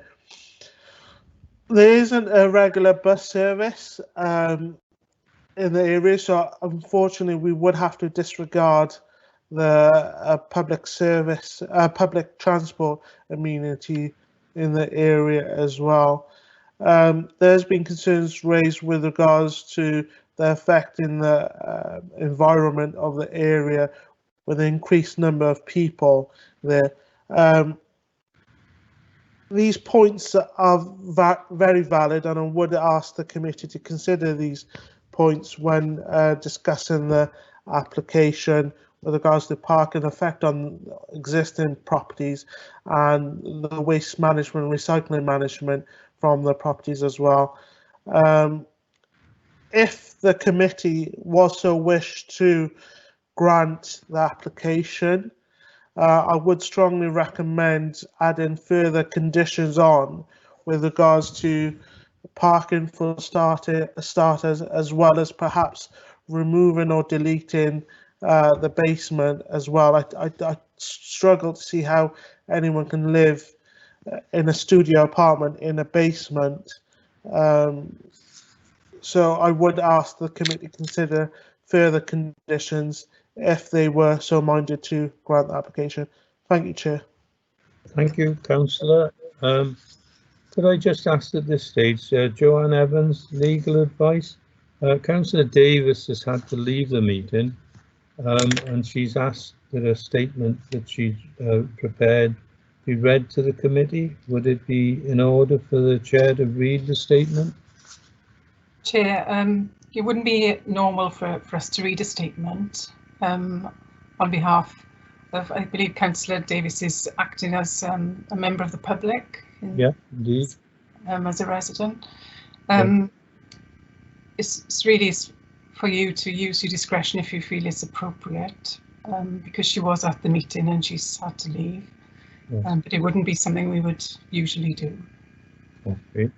Well, I would do this for any council. I'll read it if you don't mind. Okay, and then I've covered the point. This is from Councillor Deborah Davis regarding 38 Brynderwyn Road. Thank you for being given the opportunity to speak, and it is as a neighbour rather than a councillor that I am putting my concerns forward. I live 4 doors away from number 38 Brynderwyn Road, and my home is of a similar design. My main concern in relation to planning is parking. The SPG states there needs to be one place per flat. Okay. Highway officers agree, despite the proposal, that 2 parking spaces would be created, there would only be room for 1 car. Highway officers note that a parking survey was previously undertaken by a company that was contracted by the developer, which myself and other residents would challenge. Several of us have submitted photographs which strongly refute the information that was presented. Parking is at a premium. I would state that every property owner has 1 or 2 cars in a terrace street. In addition, 3 of the 8 properties on my row have previously been changed into flats, which adds to the number, both in demographics and cars. I regularly of an evening circle the street to find somewhere to park. There is good reason for this, as the topography of the street means that most residents are reliant on having their own vehicle. We live at the top of one of the steepest hills in Newport and are served by a bus service which runs just 3 times a day. However, the direction of travel of the service is towards Spitty, returning eventually to the city centre. To climb the hill, you have to be fit and have a good constitution. I also worry that the number of flats within a small area have been considered, and the pressure on the street with a large number of transient movements of residents is already having a detrimental effect. And that is the statement from Councillor Deb Davis as a resident. Okay, with that then I'll open it up to the committee, please. Any questions? I've got Councillor Carmel Townsend. Yeah. I just want a question to Joanne. It seems as though we're a bit between a rock and a hard place on these applications, but could I just ask when the planning committee refused the 10-bed HMO?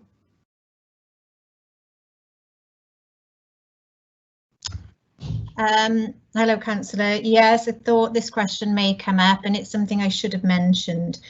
What I've actually done while the discussion was ongoing is check the date of the appeal decision issued by the Planning Inspectorate. And the appeal decision is dated the 28th of September this year, 2020. Oh, right. So what that means, committee, is that the parking survey, some of the photographs I showed you were clearly pre-March, so pre the implications of lockdown and potentially additional on-street parking. But we know that the planning inspector, in making their decision, undertook a site visit during the potential implications of the COVID-related restrictions, and that is very relevant. But Joanne, I don't remember this coming before committee, that we refused it. When was that? We didn't determine it, Councillor. So we had a number of HMO applications that were submitted to us just before lockdown in March. Right. And they relied on parking surveys that were done before the lockdown.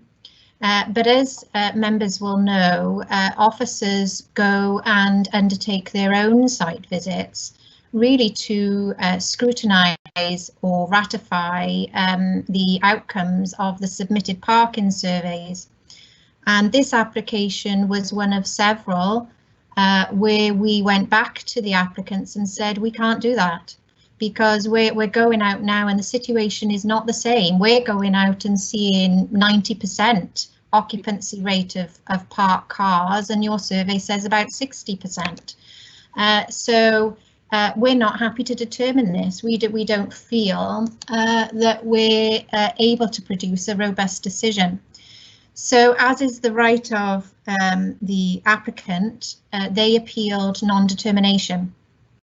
So the appeal was determined on the basis that we had not determined the application. Wow. I don't think I can support either of these, I'm afraid. I think they're drastic for the area for the reasons that Councillor Davis has just said. And Councillor Rahman, I just think that it's gross overdevelopment in an area that just does not need that sort of increase in population, increase in parking and increase in rubbish, I'm afraid. I've had enough of these in my own ward, so I just do have a sympathy for the people living in Bryn Derwin, and I can't support it, I'm afraid. Okay, thank you, Councillor Townsend. Next speaker, Councillor Val Dudley.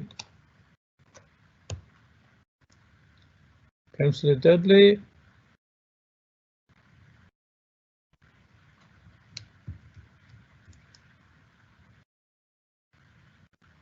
Councillor Dudley.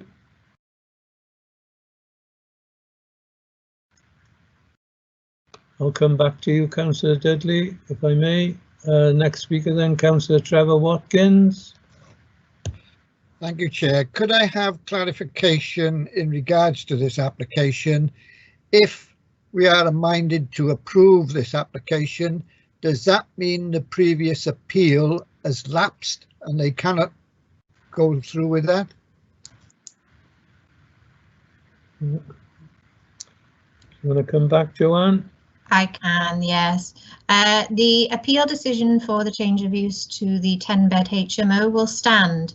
If planning permission is granted today for the flatted development, then they could effectively implement either or. Okay. Thank you, Joanne. Thanks for that clarification. Next person indicating, Councillor Charles Ferris. That's more or less answered my question, Chair. So effectively, if we don't like this one, they'll give us something worse. Thank you, Councillor Ferris. Councillor Jason Jordan. Took the words right out of my mouth, Charles. Exactly the same thing. We're in a lose-lose situation. If we grant this one, they can still go ahead for the 10-bedroom extension, whatever. So it doesn't matter. It doesn't matter what we do. You know, if we can stipulate, you know, say, listen, you know, yeah, we'll grant the 6th one, but please stick to the 6. But that's down to the developer. I think the way it's going to go. I think so. I think we're in a lose-lose situation. Yeah, we are. Thank you, Councillor Jordan. Councillor Graham Berry. Councillor Graham Berry. Yes, sir, I got it. Just trying to get the my picture up. Thank you. I've been one of those brave people that have walked up that hill. I can assure you, this parking spaces up there are -0, and people are parking at the bottom of the hill. I cannot support the application. It really is the point of no return for overcrowding. Okay, thank you, Councillor Berry. Can I go back to Councillor Dudley? Councillor Dudley, do you wish to speak? You've indicated.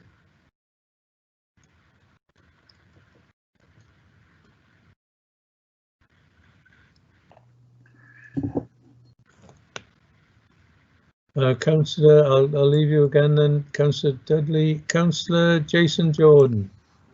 Yeah, thanks, Chair. I think, like Graham said, you know, what can we do, Graham? We know we're in a bad situation here. It's either the A or nay or stick to what we got. Do you mean? You know, unfortunately, I would actually agree. I go with the officer's recommendation, stick to the 6th bedroom. But then, hey ho, he might change his mind and put the 10-bedroom in instead. Yeah. Okay. I, as chairman, all I would say, I hope you were all here this morning listening to the inspector. But anyone else wish to speak? Chair, could I just clarify something? Yeah. Councillor Jordan refers to 6. The proposed use is for 4 studio flats and 1 apartment, so 5 in total. Right. Oh yeah, sorry, yeah, 5. My apologies, sorry. Okay. Thank you very much for the clarification. Councillor White, sorry I missed you. Thank you, Chair. I think all the arguments about parking and the rest of it have been dealt with in the appeal, and it appears the inspector was satisfied on that aspect. I can't imagine a developer putting in a planning application such as this, which changes what he's already got permission for, unless he intended to do it. And I would have thought is our consideration is whether this application is a better one for the area than the 10-bed HMO. In my opinion, it is. Okay, thank you, Councillor White. Councillor Tracy Olio. Tracy. Thank you, Chair. I've got a few issues around this. First of all, I'd like to say that yes, there is a dire issue with parking, and I really feel for the residents there. I believe that we're getting away with too much of either HMOs or flats condensed into one area. That is having a major impact on parking. But I also wonder whether the councillors of the ward took into account the crime rate in the area and the health statistics. And whilst we look at the five self-contained studios, then, you know, I wonder what that is like at ground level. Are there any windows in that basement? How would that impact on mental health and, you know, our SPG orders? They are things I'd like to look at. I definitely want to check the basement living area, whether that has light access going into it. And perhaps if this is granted, if we are to go down this route, then maybe we need to look at stipulating that, you know, if there is no natural light through that room, then we put a condition in that that one is not used, maybe. Okay, thank you, Councillor Olio. Joanne, do you wish to reply to any of that, please? So. Hello. Hello. Oh, she said we're rough there. It's not my dog. I think it's Councillor Dudley's dog. Shall I share my screen again to show you that proposed floor layout again? That might be the easiest way of dealing with that issue. Thanks, Joanne. Sorry, can I just say, can you hear me, Chair? Yeah, I was just going to come to you next. I keep losing, it keeps losing me, and so I missed my slot to speak. I did type in, I don't know whether you got the message, but I missed a lot of this. Will I have a chance to speak in a little while? You can speak after the officer, Councillor Dudley. Thank you. Okay, hopefully you can see my screen there. I've enlarged it a little because it's this area that Councillor Hollyoak is concerned with. So this is Studio 1 at basement level. So you can see hopefully the layout is a bedroom and lounge kitchen all in that studio arrangement. It's got an existing bay window at the rear and a window on the side. I'll just take you back to the aerial view just so you can confirm the orientation. So this is the unit that we're looking at, and that bay window is on the south elevation. Okay, so it can reasonably be expected it'll enjoy a good standard of natural light. If you recall in my presentation, I mentioned that the back of the house currently has this structure. Oh, let's reduce that down. This structure at the back, which is of concern to us in terms of the future amenity standards of the Studio 1 occupiers. So we've included a condition to require that Studio 1 not be occupied until this is removed, because this is affecting the light to that rear bay window. And we've also included in the condition that the studio flat directly above it can't be occupied either until this is completely removed, just to open up that area at the rear for that basement studio. Does that answer your question, Councillor? Yes, thank you, Joanne. That's made it really clear. Okay. Thank you, Joanne. Thank you, Tracy. Councillor Dudley. Councillor Dudley.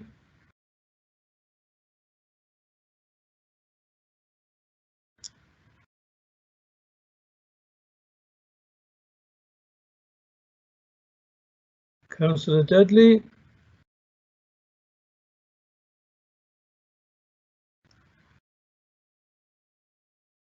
I'm going to have to move back to the full committee. Committee, anyone else wish to speak on the committee, or is someone prepared to make a proposal? Councillor John Guy, you've indicated you wish to speak. Thank you. Yeah, can I say that I've listened to everything else, and there's no hiding place in the planning committee, is there really? And we listened. I think we listened intently this morning to what we were told. I hope we all did. So, in order to move things on, I propose that we accept the recommendation of the planning officers. Okay. I second that, if that's okay, Chair. Certainly is, yes, thank you very much. So it's been proposed and second that we accept the officer's recommendation on this application, which is 20-0739. And the officer's recommendation is granted with conditions. So Neil, could you implement the process, please? Thank you, Chair. Councillor Guy, please. For the proposal. Councillor White. For. Thank you. Councillor Ferris. A very unenthusiastic for. Yeah. Councillor Townsend. Against. Thank you. Councillor Dudley.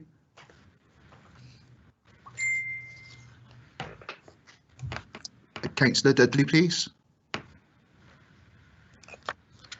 I'll come back to Councillor Dudley. Councillor Berry. Against. Councillor Hollyoak. For. Thank you. Councillor Watkins. For. Thank you. Councillor Jordan. For. Thank you. And yourself, please, Chair. For. Councillor Dudley.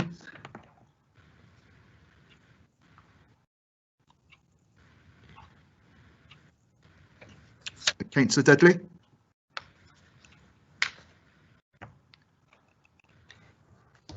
Chair, Councillor Dudley did mention previously that she'd missed half of or most of what, but she didn't clarify what she'd missed. So maybe legal want to advise as to whether we should include a vote from Councillor Dudley. Sorry, Chair. It looks like Councillor Dudley has left the meeting. All right. Right. What about the dog? We need to make a note of that then and carry on. Thank you very much. So just to confirm, that's 7 for and 2 against. So the officer's recommendation is carried. Thank you very much. Right, the last item on the agenda is item 5, appeals decisions, pages 121 to 126. These are just for noting, and they're all there. And I see there's quite a few HMOs, but anyway, thank you very much for attending, and thank you for your contributions. All keep safe, and we'll see each other soon. Thank you very much. If we don't see you, have a nice Christmas all. Yes. Oh, yeah. Thank you. Happy Christmas. Merry Christmas. God bless us.